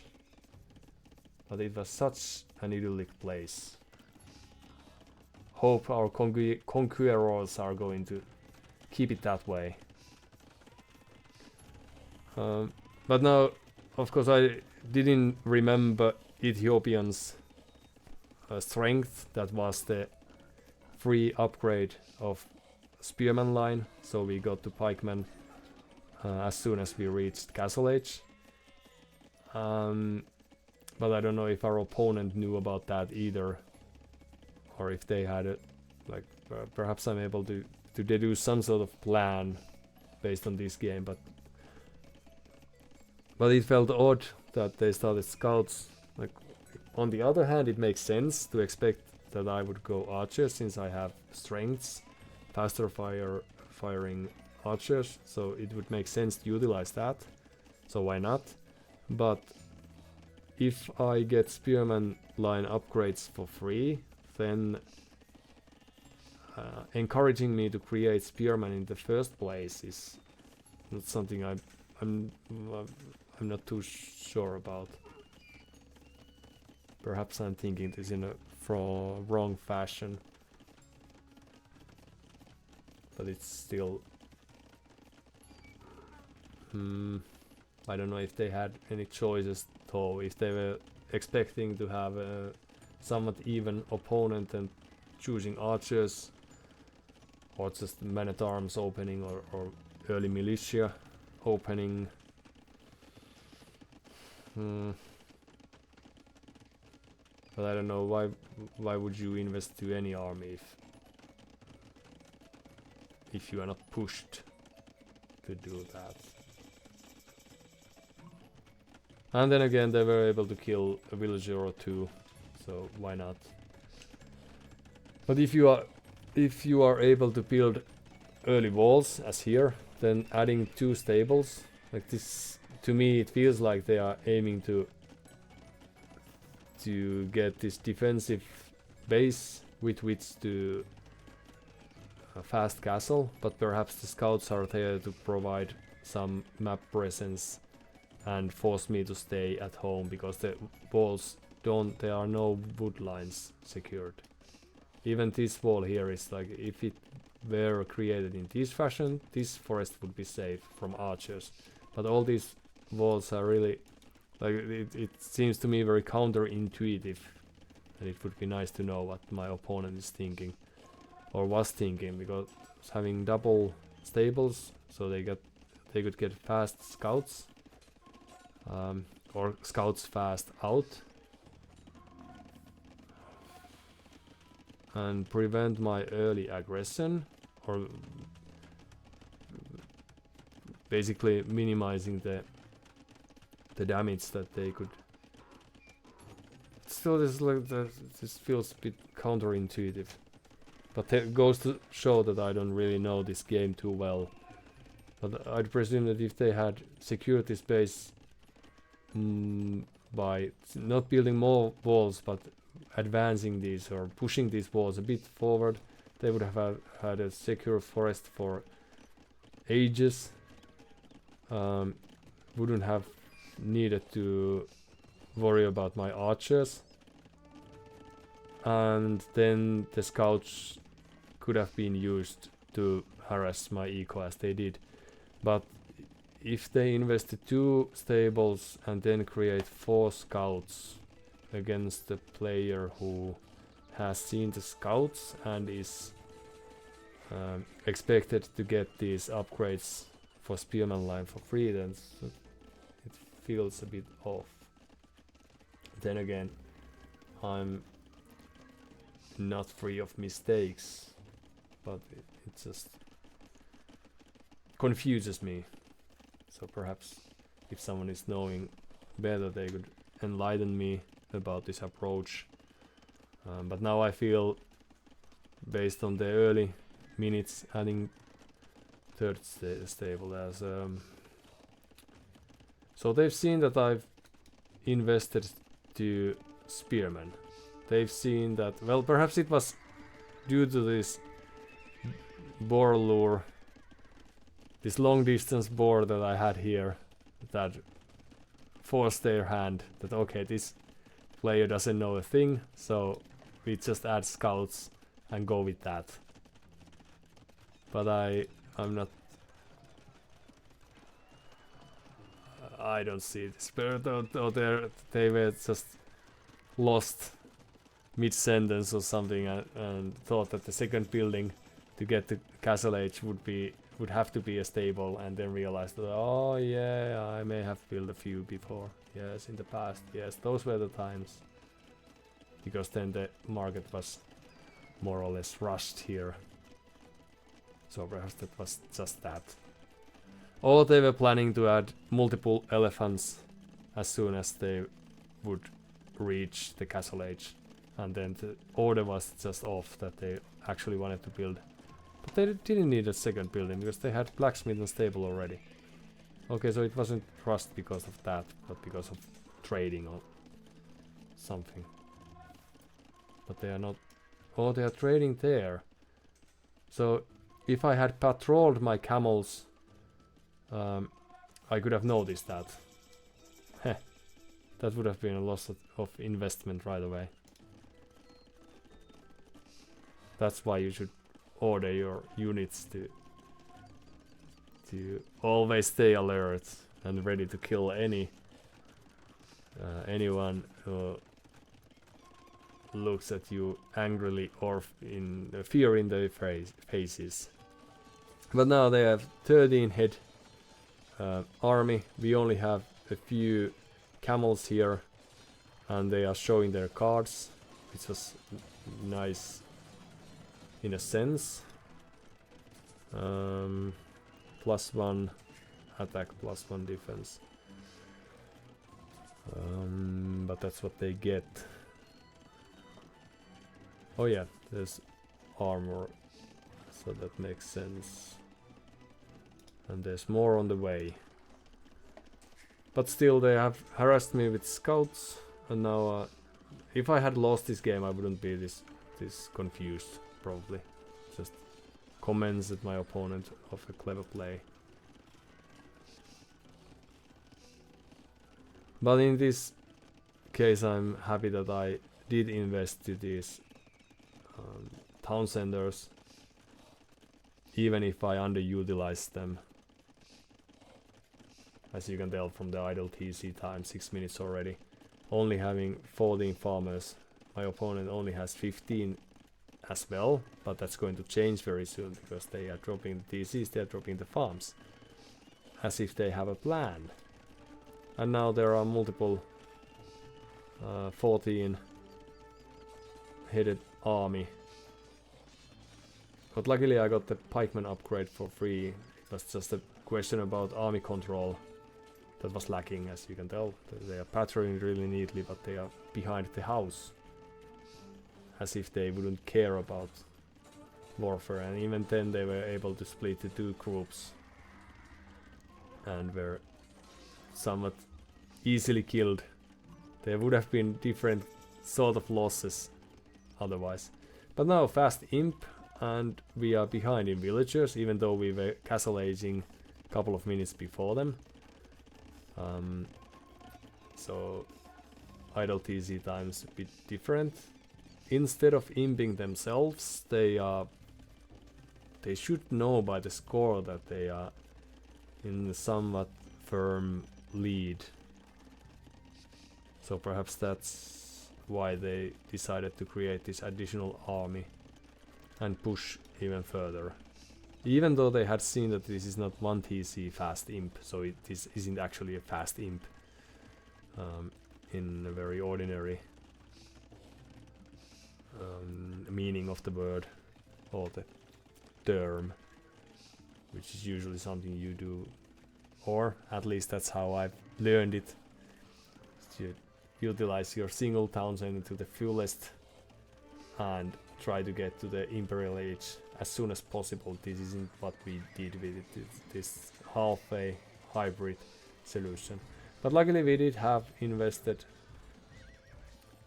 We did invest to the. We aren't getting Spearman line for free. We may have gotten Pikeman for free because Halberdia we are researching ourselves. Was I totally off on that front? On that front as well.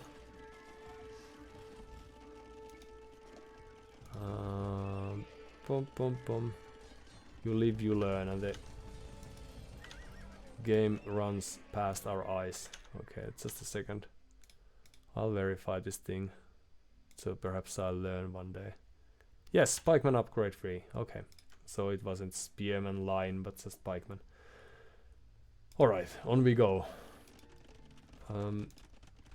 Now that we were able to research Halberdia with our fast imp and floating resources, having 100 villagers finally, first time in a week almost, we had a chance to kill the advancing army of elephants that would have otherwise been very painful, because they would have been able to take down the towns, and I think they would have been able to do that if they had just focused on that. Don't know if that would have changed the game that very instant, but had I lost many villagers, then sure, that would have hurt. Now, how long have they been here? For a while now. Always ready to lose. Oh, but these had been able to being halberdiers. Okay, so this is a formidable force. Having a few halberdier, they are strong enough to kill villagers. So that's why even AI sends them forward every now and then. So actually, forgetting about this halberdier was a very good thing, because they were able to kill a handful or two of villagers, just like that. And now here's where I think my opponent should have, or could have, it might have made a difference if they had witnessed and reacted to these harassments better. Like they were full focused on the push, creating trebuchets and killing my units, getting rid of the castles. Like if this, the thinking probably is along the lines that if the castle and these castles fall, then the game will be theirs, or that they are forced to do that, and that's why they weren't too focused on what's going on here. All right, thank you, brave halberdiers, for doing the camel's job. And now there's this single camel harassing stuff, and like this is like I don't know why they would fight there instead of just running in, but perhaps that's the, if you only have a handful of army like they have 20 now, I only have half of that, but still it might make sense to try to keep them alive. But that's also and now that they didn't, they were deemed to lose a few of them. Now I'm floating stone, so I could have been building castles here and here while all this was happening. I could have attacked these trebuchets with ease, but instead there's this raid happening, and suddenly 20 villagers are dead and more are to follow. So this was a very good raid. So my opponent reacted to that by garrisoning the units, and just when they let the units out, the next wave of horses appeared. But I wasn't paying attention to this too much, so I didn't realize that we were able to kill some 50 villagers almost during these moments, and that's where the tide turns. The army lost its protectors, and we were able to just trickle in with a small group of units here and there. Even though the score is still quite even, my opponent's floating resources, the population is still there, almost half, down to half of my population, and all they have going for them is this group of hussar, and the fact that they have they have planted the farms, they have still resources at their disposal, they haven't lost this early castle, so things might look better from their point of view than they actually were. So just rebooming and hoping that I don't react in time or try to push them, but just having these raids. Another, okay, so the army control was a bit off. I could have also focused on the trebuchets here, but they were able to just sneak past my army. So running around and checking what's going on would be a very helpful thing for future me to try to do. And then there's this castle. But perhaps this game was just too much happening. I can relate to that.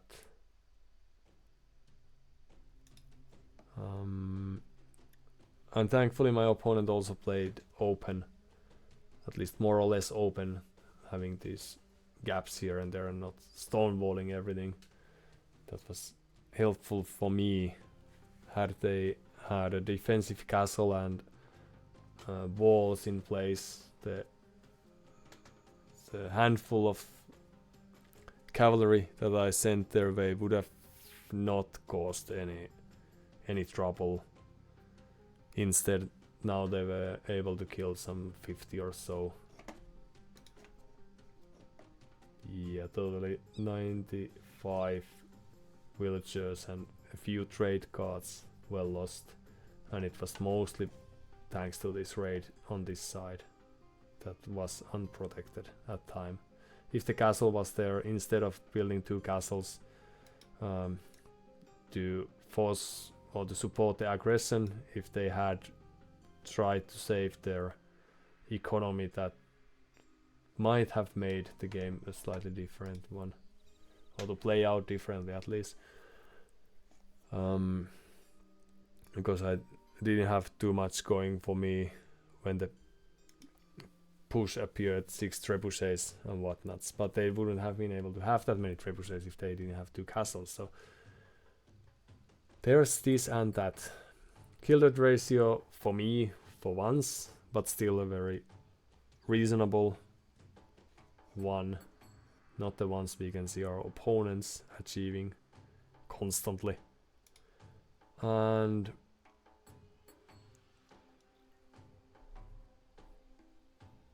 what else? Trade profit we did witness, yes.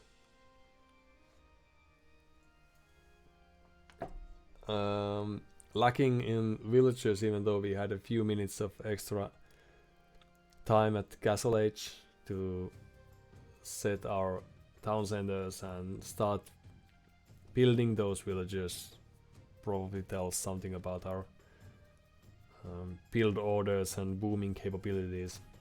And 10 minutes imp time and still losing Treb War 6-1.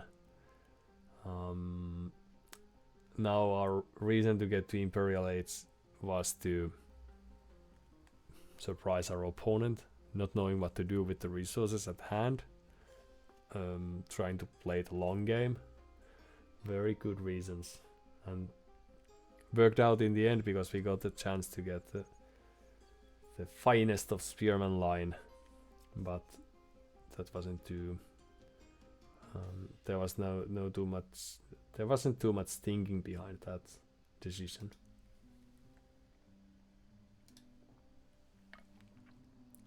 We also had thousands of stone that we didn't utilize, so more castles would have been nice.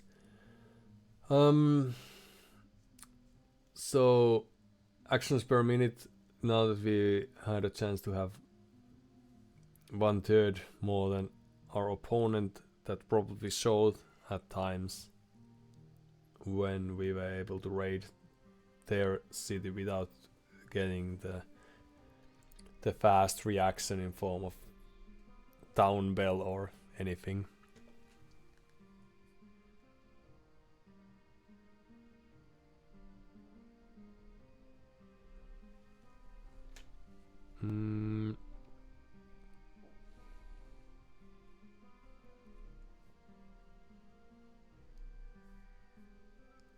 Now let's see. Perhaps one more game and then that would be that. But yeah, so our it was probably beneficial for us that our opponent was slower in a sense that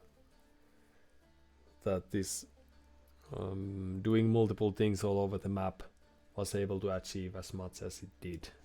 Some other opponent might have reacted differently, but still I also consider that while doing the push they could have probably tried to secure this side of the map, but that could also be a speed question, that whether they try to push while the game is still in their hands and they are able to do that with all the speed and actions available, or trying to play the long game and spend even more clicks here and there while the push dwindles down. Okay, but thanks for that. GG. And then we can try to push our luck one more time and see what happens, or what comes out from that.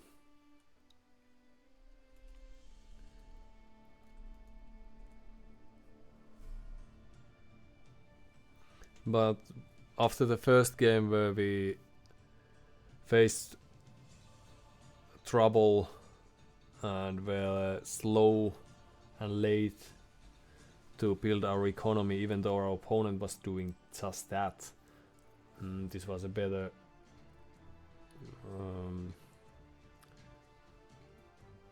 no, let's find a great word for that.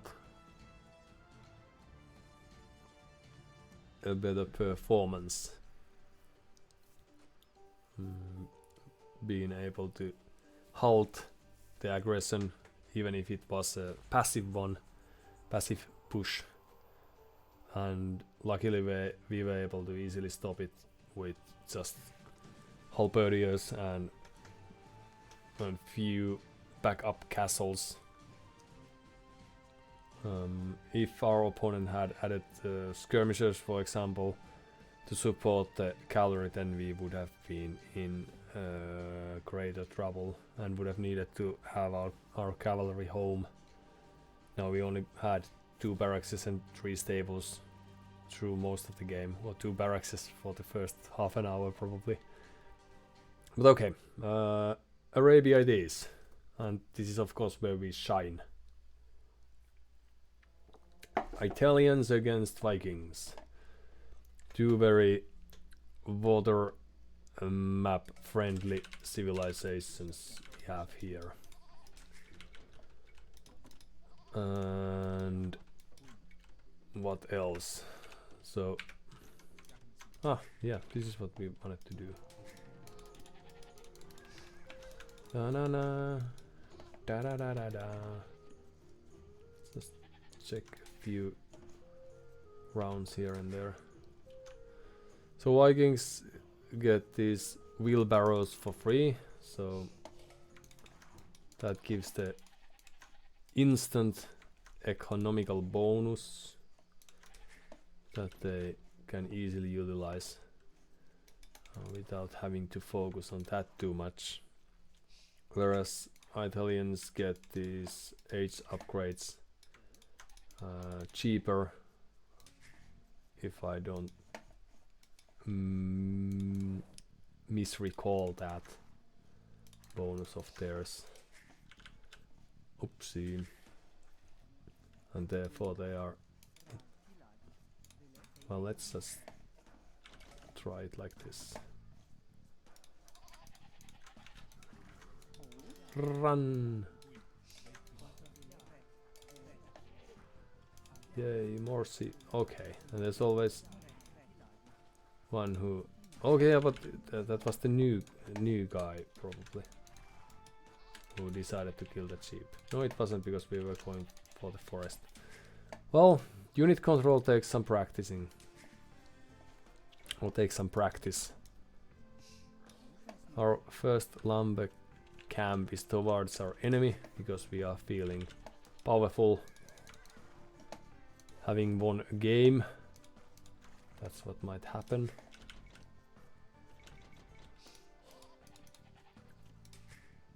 And there's some idle time here and there that we could try to improve upon as time goes on too, since this early game in Age of Empires is very chess-like, in a sense that there are few good practices that one could try to follow, and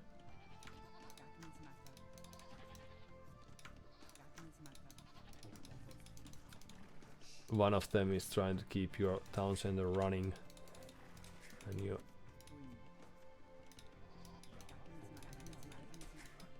if one achieves that, then the rest of the game comes that much easier, or becomes that much more easy.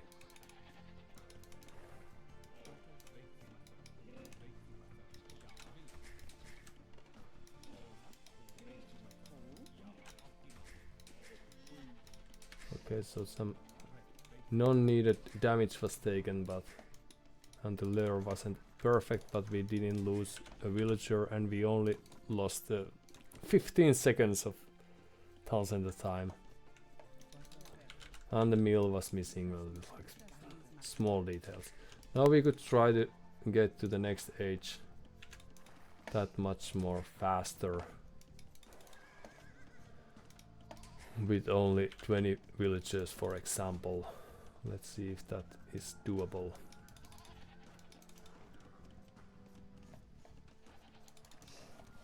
Our opponent, who is Italians, is already making our life terrible, noticing that we are lacking loom. So let's do that just in case. And wonder whether we still have enough food to overcome the... No, we can just kill that one.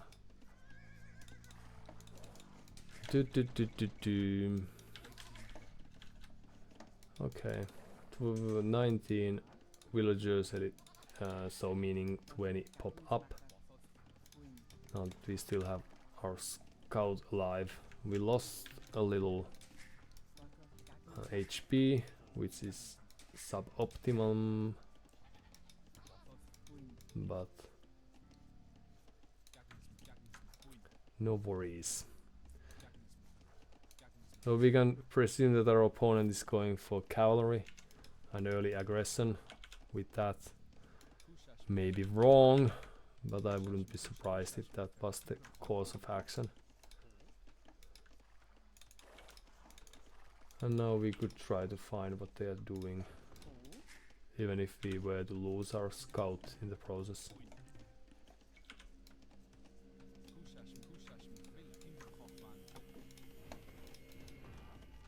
Scout is back. There's this barracks for them to witness. Good luck deducing what that means. So we have a few low HP villagers who are probably very easy targets, and we may have to part our ways with them soon, but let's enjoy their existence while it lasts.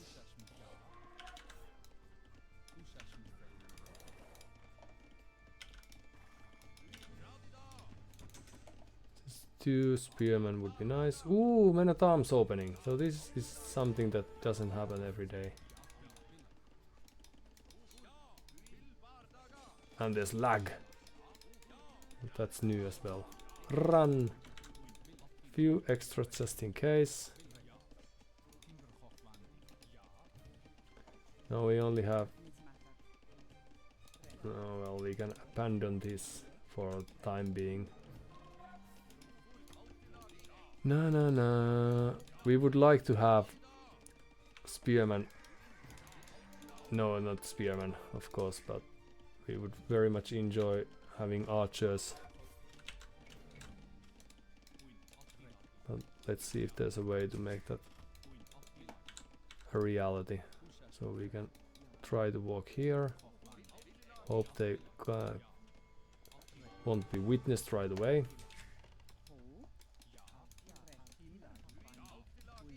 And back we go. So a few units. Yeah, but it doesn't take much, as you can tell, for us to lose the focus on our macro game. So there was idle time, as you were able to witness, and then let's add this. Now we will want to use the closer cold mine instead.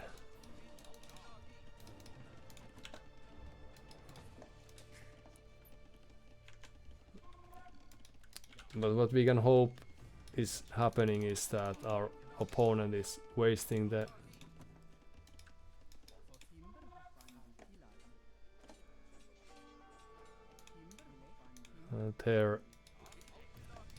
valuable units, and meanwhile we would get a chance to... Perhaps I should just send this scout home as well. So in an ideal case we might be able to invest this archer approach, which is nothing unexpected for. Like, I presume that my opponent would be surprised not to witness archers from us. But so they probably have archery range somewhere that they are not hesitant to utilize.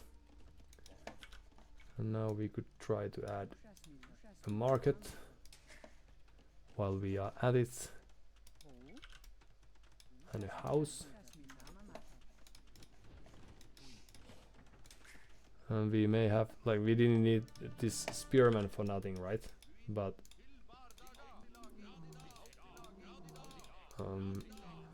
it felt like a nice idea, so that's why we did it. And what's going on? Tower rush. Well, we don't care about that too much, and we can always create a few archers of our own to overcome that. And now what we could try to do is get to the castle age. Perhaps we can even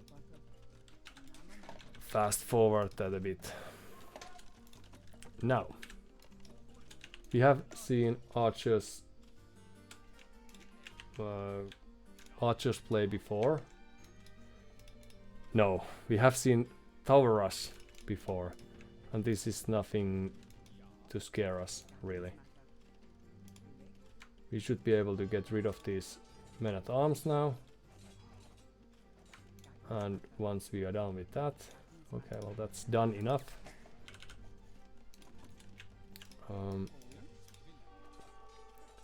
We can focus on other tasks that are even more relevant than this one.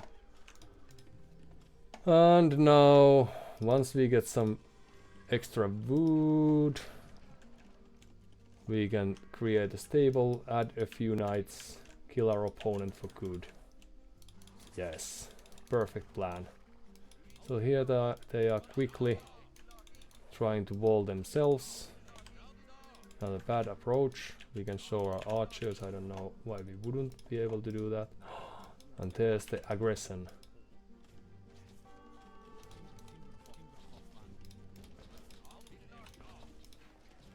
And do we have a stable already? No. Do we have enough food for that? No.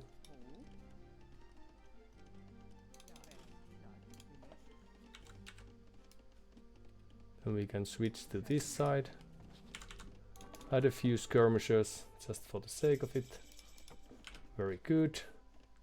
Castle age it is. The tower is too close, but they are just moving it, so very good for them. And let's see what we can do here. So the town center is right next to that, okay.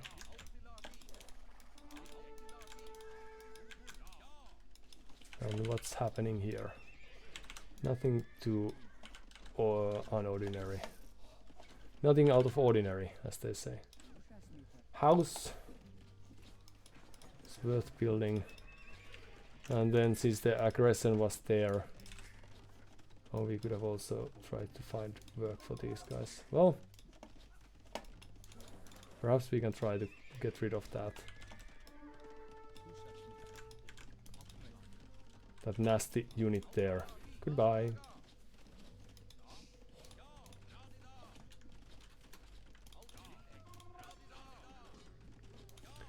Now, this should be enough to prevent that house from happening. So that's very nice. Destroy that house there. Get rid of those units over there. Run to the safety over here.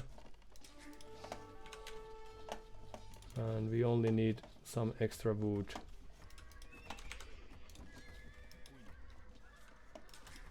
And welcome to the town.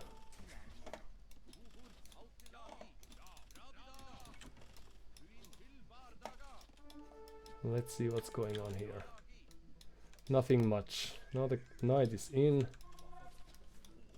And we should be able to add a town center here. Few extra knights. I don't think my opponent has much going for them, since they are still feudal age. No! Okay. Just when I said.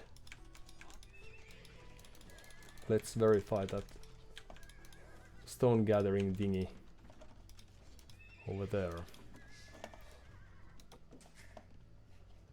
Now we have idled very huge part of our economy for that aggression, so that's been not very good thing, but we can always hope that we can recover from that. And then off we go to see what's going on here. So presumably our opponent is investing into town centers, for example. That would make sense now. They are... Ooh, so monk is about to pop up. Or pop out.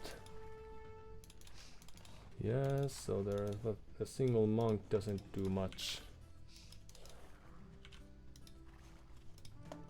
And we should be able to get rid of any... No.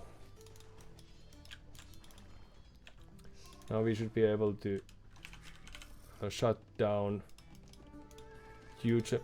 No, could you please follow the idea? Yes, thank you.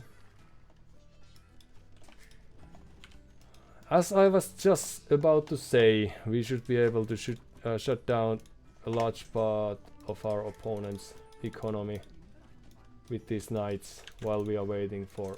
Oopsie. Well, losing 3 knights like that isn't too good, I would say. And we still don't have the 3rd town center. That would be really nice for us. So let's buy some wood to make that happen. And then we are still lacking houses.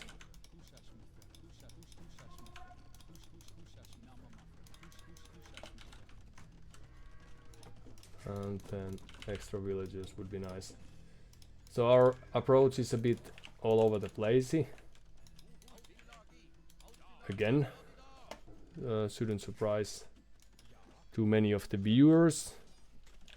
And now it's probably also a situation where our opponent is already booming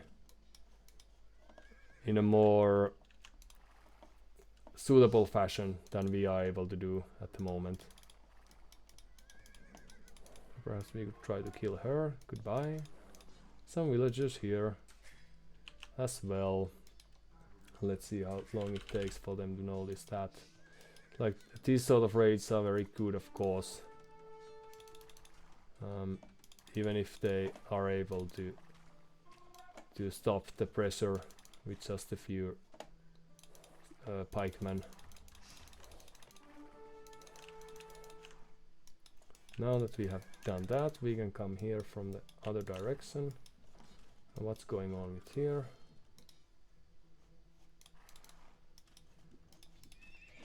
And perhaps a few extra units even still.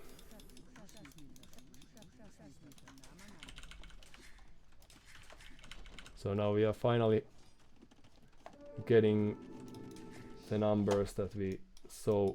Ooh, so we won against the monk. Well, that's nice. And these units are still alive. Good for them. I wonder what they're doing with that.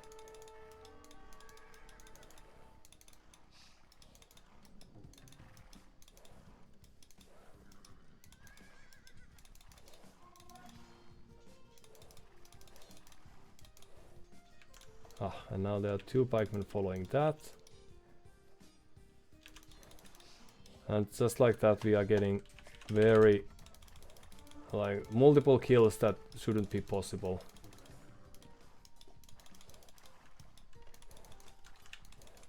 Like, they shouldn't have lost probably a single unit here or in an ideal case. Now we can send a few more units on their way, and we should add a plenty of more to farm.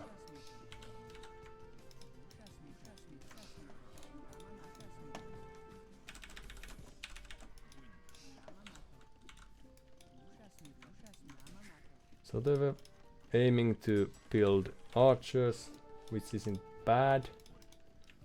They don't have all the upgrades in place as of yet, but that's also something that we could try to... Oh, let's run away. Check that again. So a castle push is probably to be expected at this point. Now what we could do is create a plenty of these neat archers. We almost were able to kill a few units again.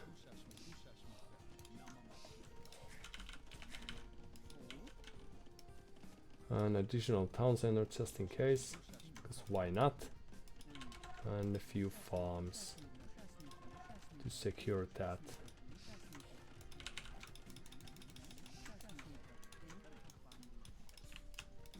And then we can carry on with the aggression.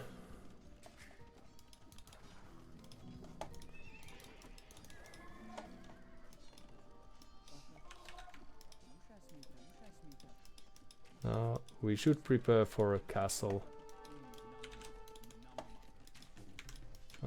Okay, so there are archers, good for them. We could still try to harass them, because we don't really... we aren't too afraid of those, I'd claim. We have town centers, and we will soon have also the upgrades to fight against any... perhaps we can try to save a few.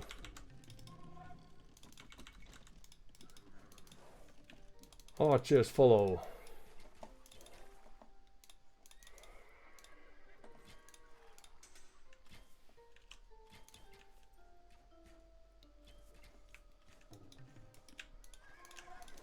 And let's verify what's going on here.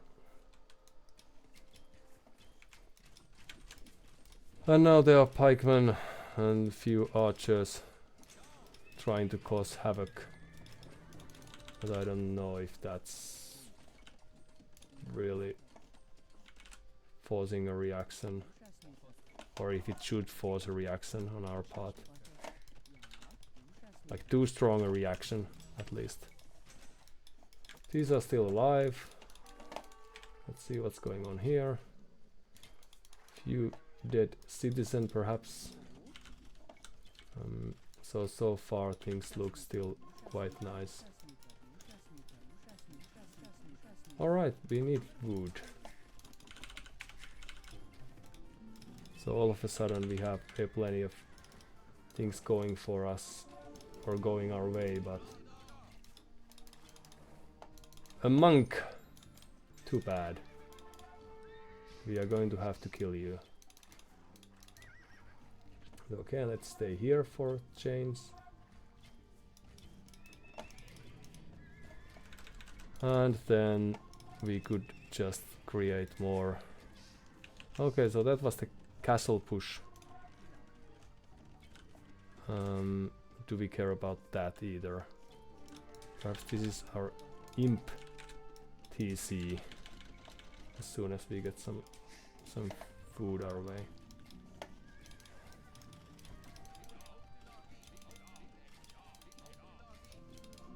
No, don't you dare go there. Oh, we are still lacking a building. Right.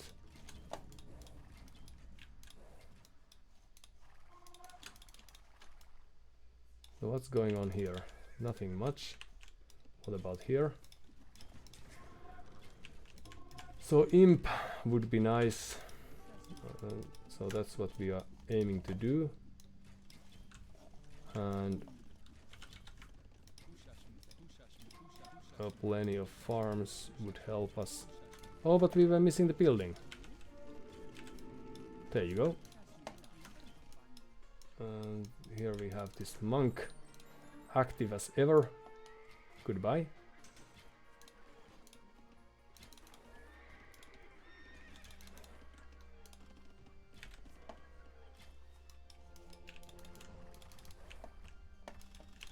Oh, I thought I told them to stay put, but perhaps I ordered them to shoot a villager instead.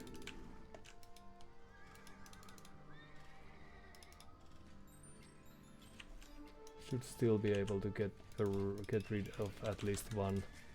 Okay, are we now going up? We are. Indeed we are.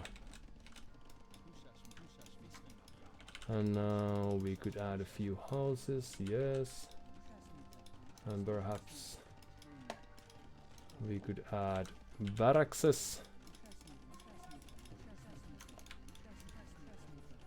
surprise our enemy yet again. And we have enough resources for a castle of our own, so let's have it here if we can make it so. But we only have 76 villagers. I think we should have plenty of more.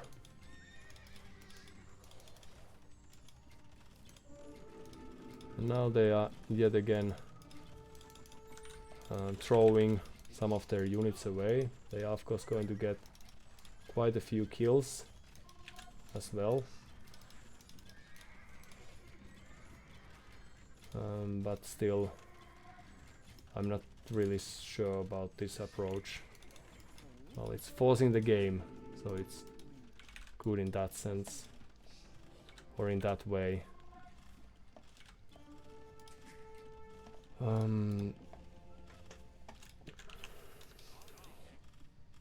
But it also made them lose quite a few villagers too.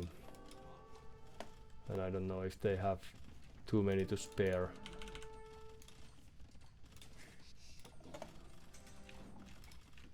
Attack bonus versus cavalry, why not? Upgrading a few things here and there. Dun dun dun dun dun. So there's the next push.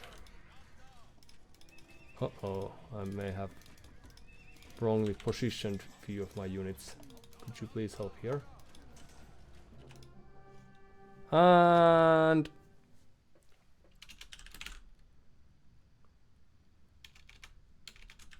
GG indeed. This needs some analyzing. So I don't think the aggression was on point. Didn't cost too much. Now there's even this castle that have like cost nothing. The eco was wildly vulnerable, but it's still like the eco isn't bad by any means. Like there are multiple town centers. It's just it was just a rushed approach, perhaps in a way that I might play if I have 15 minutes before I die, and trying to force my opponent to make a mistake. I didn't have to evacuate all these farms, but even this castle could have happened here.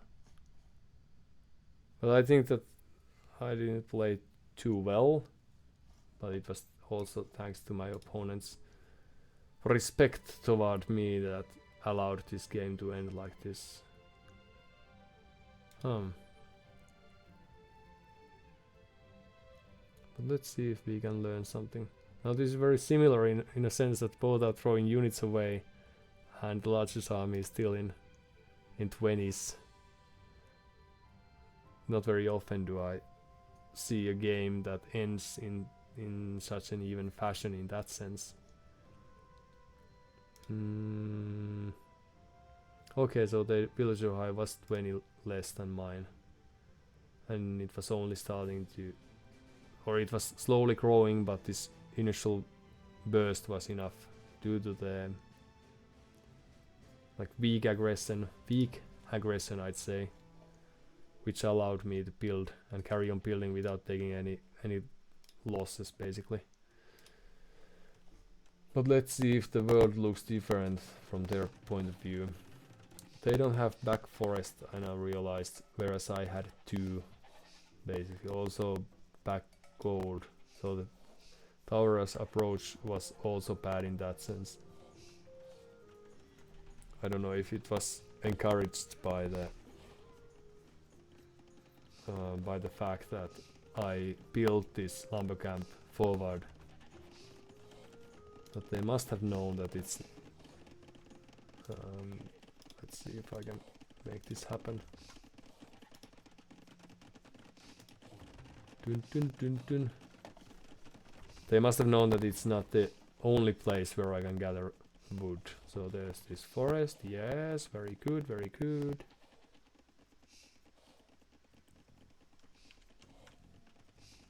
Yeah, there are at least two wood lines visible in the back. Of course, the distance to that is rather long. But good microing here, weakening my scout, getting rid of that. I could have played or watched it more carefully, handled it with more care. So they knew that there's this lumber camp there. Militia is on its way, and then they are regrouping and rotating around the village, killing my spearmen that I had for not very good reasons created, expecting early aggression, but from now this, like, losing this men at arms there, and also the scout was probably a very big, played a factor in the decision making, because they didn't know where the wood lines were. Like, there's one here, yes, but I'm still utilizing this. I don't like this tower. Perhaps right next to my house would have been better, even if the loss would have, you know, given it away. Well, they moved it, so better, but still would have been nice to collect, or to also contain this gold here. They haven't found my main gold though, so well, it has to be here, but they don't know it. So still this up, I think, well, there's stone nearby, so they can fill their stone storages and carry on with the tower. So that makes sense in a sense, but still it's, I think, better to have your stone miners at home. And I could have, knowing that there's only 3 villagers, I could have forced the issue here, but I didn't feel the urgency to act. Perhaps forward archer range would have been a good reason, but now this is like, if their army was here, I could not have been able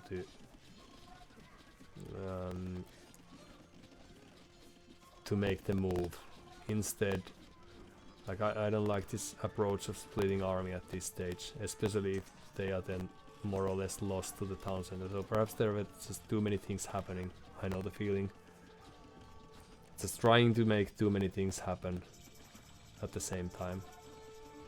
So now Tower Rush produced a tower and archery range, a few houses. Eco kill deaths are 4-1, and that was the villager. No, was it not the villager pick here? No, it was villager pick here. So it was the archers play that made that happen. But now they have 2 archery ranges, one forward, one backwards. Villagers moving out upon reaching Castle Age. I could have noticed that, but didn't. But tried my best to. But there could have been a few villagers dead if I did utilize this knight here. But now it felt to me that there's very little going for my opponent at this point in time. Now, of course, I had... No, this shows everything, okay. More or less. Just trying to keep count on what they knew. So... I'm behind in villagers thanks to my somewhat aggressive idle TC time of 8 minutes. I'm counting in comparison to under 3. So that's something where I should try to focus more on. Because I was producing nights, but I only had 7 people working on the fields farming, and I still... Like, I had the food, but I didn't utilize that.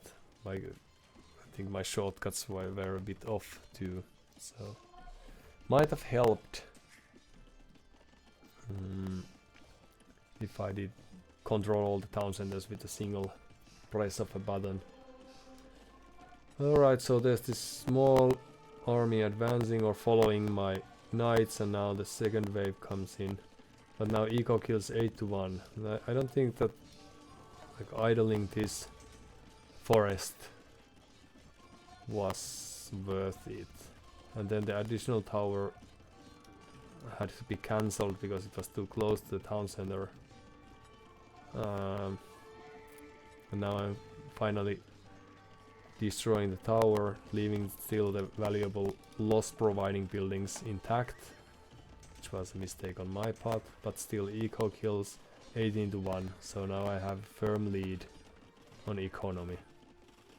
With the price of, well, from the knight's point of view, too many knights, as you can tell from the playstyle, but still, like, I had enough of a lead to be able to throw away units. But that's probably why the score also seemed so even. That the kill death ratio is still... I've lost more military units than my opponent, even though they have lost very many villagers and are still only 20 villagers behind. But that wasn't a threat, like having a few pikemen and archers. And then they, for some reason, decided to follow for a while, follow my units, before realizing that okay, it's time to... Perhaps indecisiveness might describe my opponent. Like starting with Gurjaras, but then making it a fake, like trying to force me to plant the tower, and when that didn't happen, then throwing away the villagers when they could have just walked back home or continued stone mining there. Now I probably lose the villagers here without even noticing, and things look better. From the point of view of my opponent, but the eco kill is still 21-3. And even though I lose units to these conversions all the time, I'm still making more eco damage, in my opinion, than idling these farms, which I could have just left. I thought that okay, the castle just appeared, let's retreat, but that was a wrong call. They could have stayed without no one caring. And now they are forcing the second. I could have also witnessed this with like this army. I could have caused very much havoc there before the castle was built. Like just being active. Since I knew that there was castle that popped up out of nowhere, it would have made sense to presume that the villages are probably nearby, so I should take a look. And here they were. And now my opponent gets in a like dangerous looking situation, I'd say. That if I stop creating villages, which I'm doing right now, and the game goes on for quite some time, then there is this... Now I'm going to lose a few cavalry perhaps. There's this chance that by having this position for themselves, it is that much harder for me to come back to the game. So right now I'm floating quite a few resources, and I'm only now queuing these 13 villagers and gaining in score. And this, I think that aggressive castle wasn't really called for, really. Like they got it up, but so what? Like that's just one more of those castles that achieve very little, since I have so often. Of course, it protects these resources, but my opponent doesn't have army, and the little army that I do have is enough to beat these small numbers. And they knew that we have this secure line here. I don't know if my play would have been a good one. I just thought I'd smash, or I'd spam infantry with nice upgrades, and then don't care about the losses, as we, the great leaders, often don't. But the opponent was trying to wear me out, like building castles, progressing little by little, and it was due to the fact that I was able to cause this eco damage, 30 villagers down, that I was able to lead in villages myself and to get to the Imperial Age first. And now that they see this visible castle, they might presume that we could also have others, and at least that we would have time to use trebuchets to destroy these castles before they would be able to recover from that. And that's exactly what I should have done, since I have 2000 wood and gold. The first things to do would probably have to, like in this situation where I have 3 castles on my face, or in my face, queuing trebuchets. I'm first to imp, I'm in a defensive position. I wouldn't have to worry about raiding necessarily right away. Like I'm proud of this addition here, even though I was lacking the upgrades, but just showing a few trebuchets under the castle, destroying these 3 would have made the game clearly in my favor, even if the opponent had carried on. Like this position, if I were a more advanced player, I think Matt's call to resign would have made sense. Now that I'm still in the beginning stage of this career, I can tell that you can expect anything. So they were only 19 villagers behind. I think that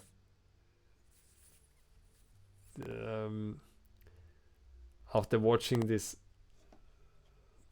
map revealed, they might have been a bit surprised by the lack of farms, for example, and the lack of military buildings, lack of everything that I have. Don't know though, but perhaps I'll have a chance to ask about that later. But GG, lots of room for improvement, but I'm glad that if we think about the last 3 games, the games that we played today, the hold got better as we went on, I would argue. So if I'm even correct about the 3 games. Reasons. Well, time will tell. But since the lack of like eco building was what decided the first game that I'm now recalling, so we both played really passively, or gave our opponent respect and time to build their defenses and economies for the final push, but only I was lacking the economy. I was behind 30 or 40 villages, and I was also lacking in the army form when I created everything else but camels against the cavalier that my opponent had. But as the games progressed, I'd say the defenses got better. So even if we lost the second game, if I recall correctly, so this could have been the fourth game. Yes. We were able to keep up the villager production up to a certain point. Here we are really relaxing. Since I got the feeling that the raids were really successful, that I don't need to push it too hard, but I was wrong again, because if my opponent had just stick to that, creating more villagers, not forcing the issue here by throwing away their army and huge number of villagers as well, I think in 5 to 10 minutes this would have looked different, the game. I don't know if I would have been able to notice that, or whether my approach was fast enough that I would have been able to attack them before they crushed me. But still, in the last game we had a solid economical lead. In this one we had, by collecting 1/4, 30% or so more resources than our opponent, but we were also throwing them away, feeling no pain, and kill death ratio tells something about that,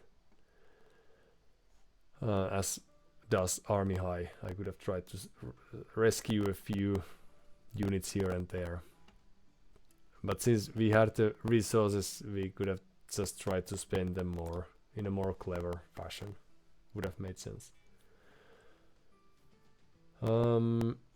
But nice reaction from our opponent to respect the Imperial Age, that okay, well, they have this in their hand, so I didn't have to try to practice that in this same game as well. And the APM, when your peak is yet again nearly 140, meaning 2 and a few extra clicks or presses per second at the most decisive moments of the game, that usually bodes well for you. And I think that my opponent showed that they are capable of running with their controls, winning or at least weakening my scout in the scout war, and keeping very many units alive, even if losing a few here and there. But we are slowly improving as well. This day still leaves a lot to be improved upon, but we had good games nevertheless, and it was a pleasure playing in front of you. So what have we here? The final summary. So we had some goals. Does this work?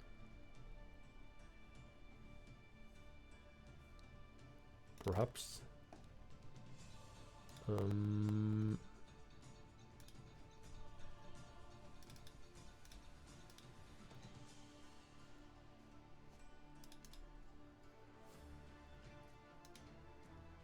Dun dun dun.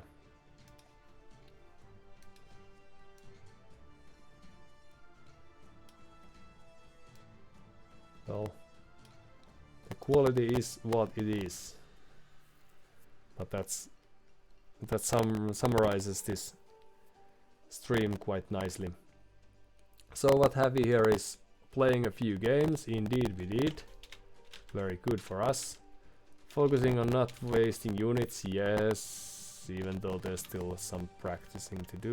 We also created a dock in the last game and did some shore fishing, even if we didn't create fishing ships.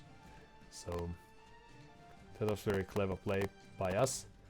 Analyzing the games we did, rejoicing very much. Optional making friends along the way, at least on the chat we had a vivid discussion in the early hours when people were still filled with energy. Now we have learned that knights beat eagles. We didn't witness them any Mesoamerican ships in these games, so in practice we haven't learned that, but we might still remember that for a while. And then game philosophical point about investing to a group of good units instead of wasting resources on creating something that's considerably weaker is something that we somehow managed to do up to a point. In the first game we should have created more camels, for example, but in the last game we created, for example, knights. So we are not we don't have too much to learn, only a few things here and there. And focus on army numbers instead of booming is still under construction. Luckily we did have a small army at our base, so while we were I'm thinking about the last game, so while we were tricking and trickling units to harass our opponent, we also had few skirmishers, few archers that stayed alive, and were able to, and a knight also, at the time when the third castle appeared right next to our city, we were able to postpone that and increase the cost of the castle by killing 5 or 10 villagers in the process. So usually I would have had probably 0 army, so that's some improvement, I'd say, even if there are still things worth learning, and some repetition is in order.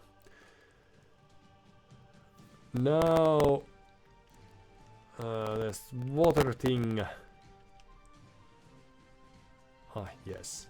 And then we have game sense that could use some practicing, like in the last game where I thought that we had a firm lead, and in a way we did, but we also had no clear way of finishing the game. So our opponent thought we had by building trebuchets and just destroying everything they had to secure themselves with, but I had to watch the recording to realize that. And also in the game before that I felt that we were in a losing position, only having tech to pikemen, so not really taking to anything, as we played these Ethiopians, yes. And then all of a sudden, thanks to the scouts flanking my opponent's eco, we were able to get back to the game and harass them in a way that in the end our victory was quite clear. But here I felt that we had more going for us than it actually looked like we had when the game ended, so still needs some practicing. Chat messages. I didn't realize losing or not seeing a 1, but of course if I didn't witness that, then that's, well, tells very little. But no one mentioned that their chat messages are ignored, so if there are any that I haven't commented at all, then now it is your moment to shine and let me know about that. One extra thing was about the mic quality, so I'll have to remember to reset that while starting the stream, but that's a very meta thing. Alright, but thank you for your company, thanks for sticking by or dropping by, and I'll see if there's a chance for us to raid someone, since that's what people do these days. And last time we tried our best. All we got to please some people with our raids, we weren't able to, but let's see if there are other streamers online who would be more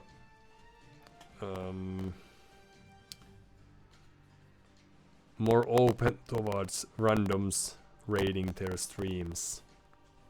Well, let's see how it goes.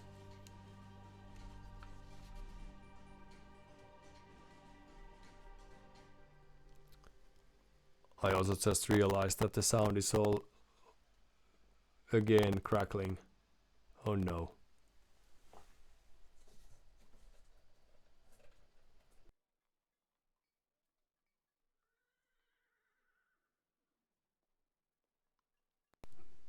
Was it fixed now?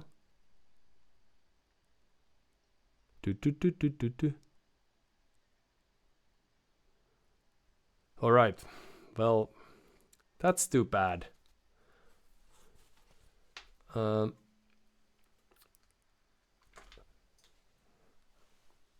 luckily it was easily fixed again. And Hadi811 Didi, thank you for streaming, great to watch. Thank you for stream. Great to watch, nice to listen, I'd say almost like listening to Morgan Freeman. Indeed, yes, yes. And now I need the video camera in order to prove that I'm not an AI produced sound machine. Well, also sorry about the mic quality. I'll have to verify whether there's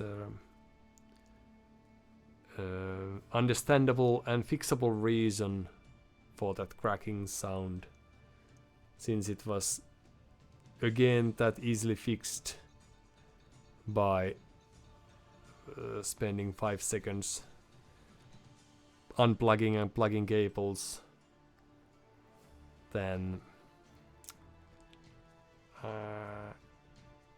it's a shame that it occurs, but I also have to keep an eye or ear out for that, so that I might witness that myself before someone comments about that.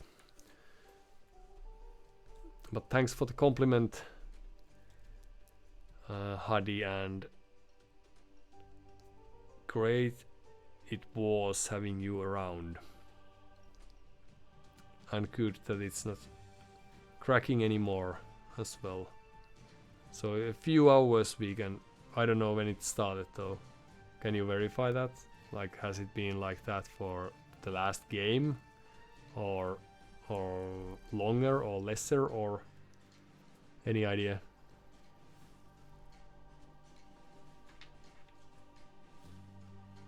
Any help is greatly appreciated if you still happen to be around.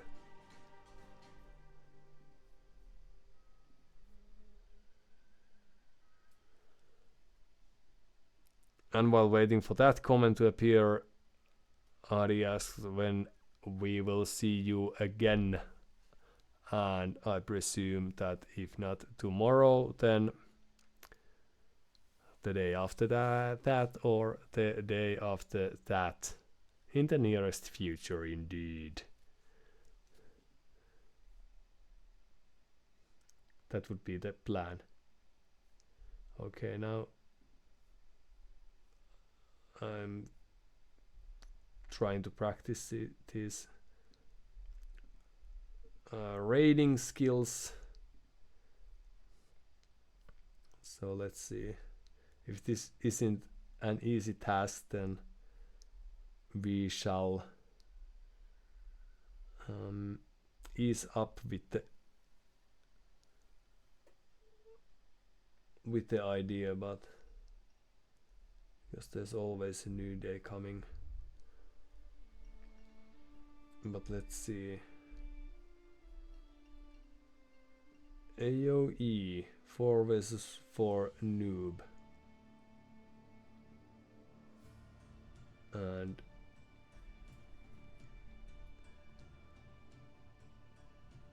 English says the channel, even though the game is in German. Dunkle Wald, perhaps. Let's see if we possess the skills to raid Jimmy Levy Geo. Din, din, din, din, din, din, din, din. And if this works, it was nice having you all, and I wish you have a great day ahead of you and carry on living the life to the fullest. And if this doesn't work, then this is just going to end in an awkward manner. Until next time, enjoy whatever it is that you do. Please do enjoy.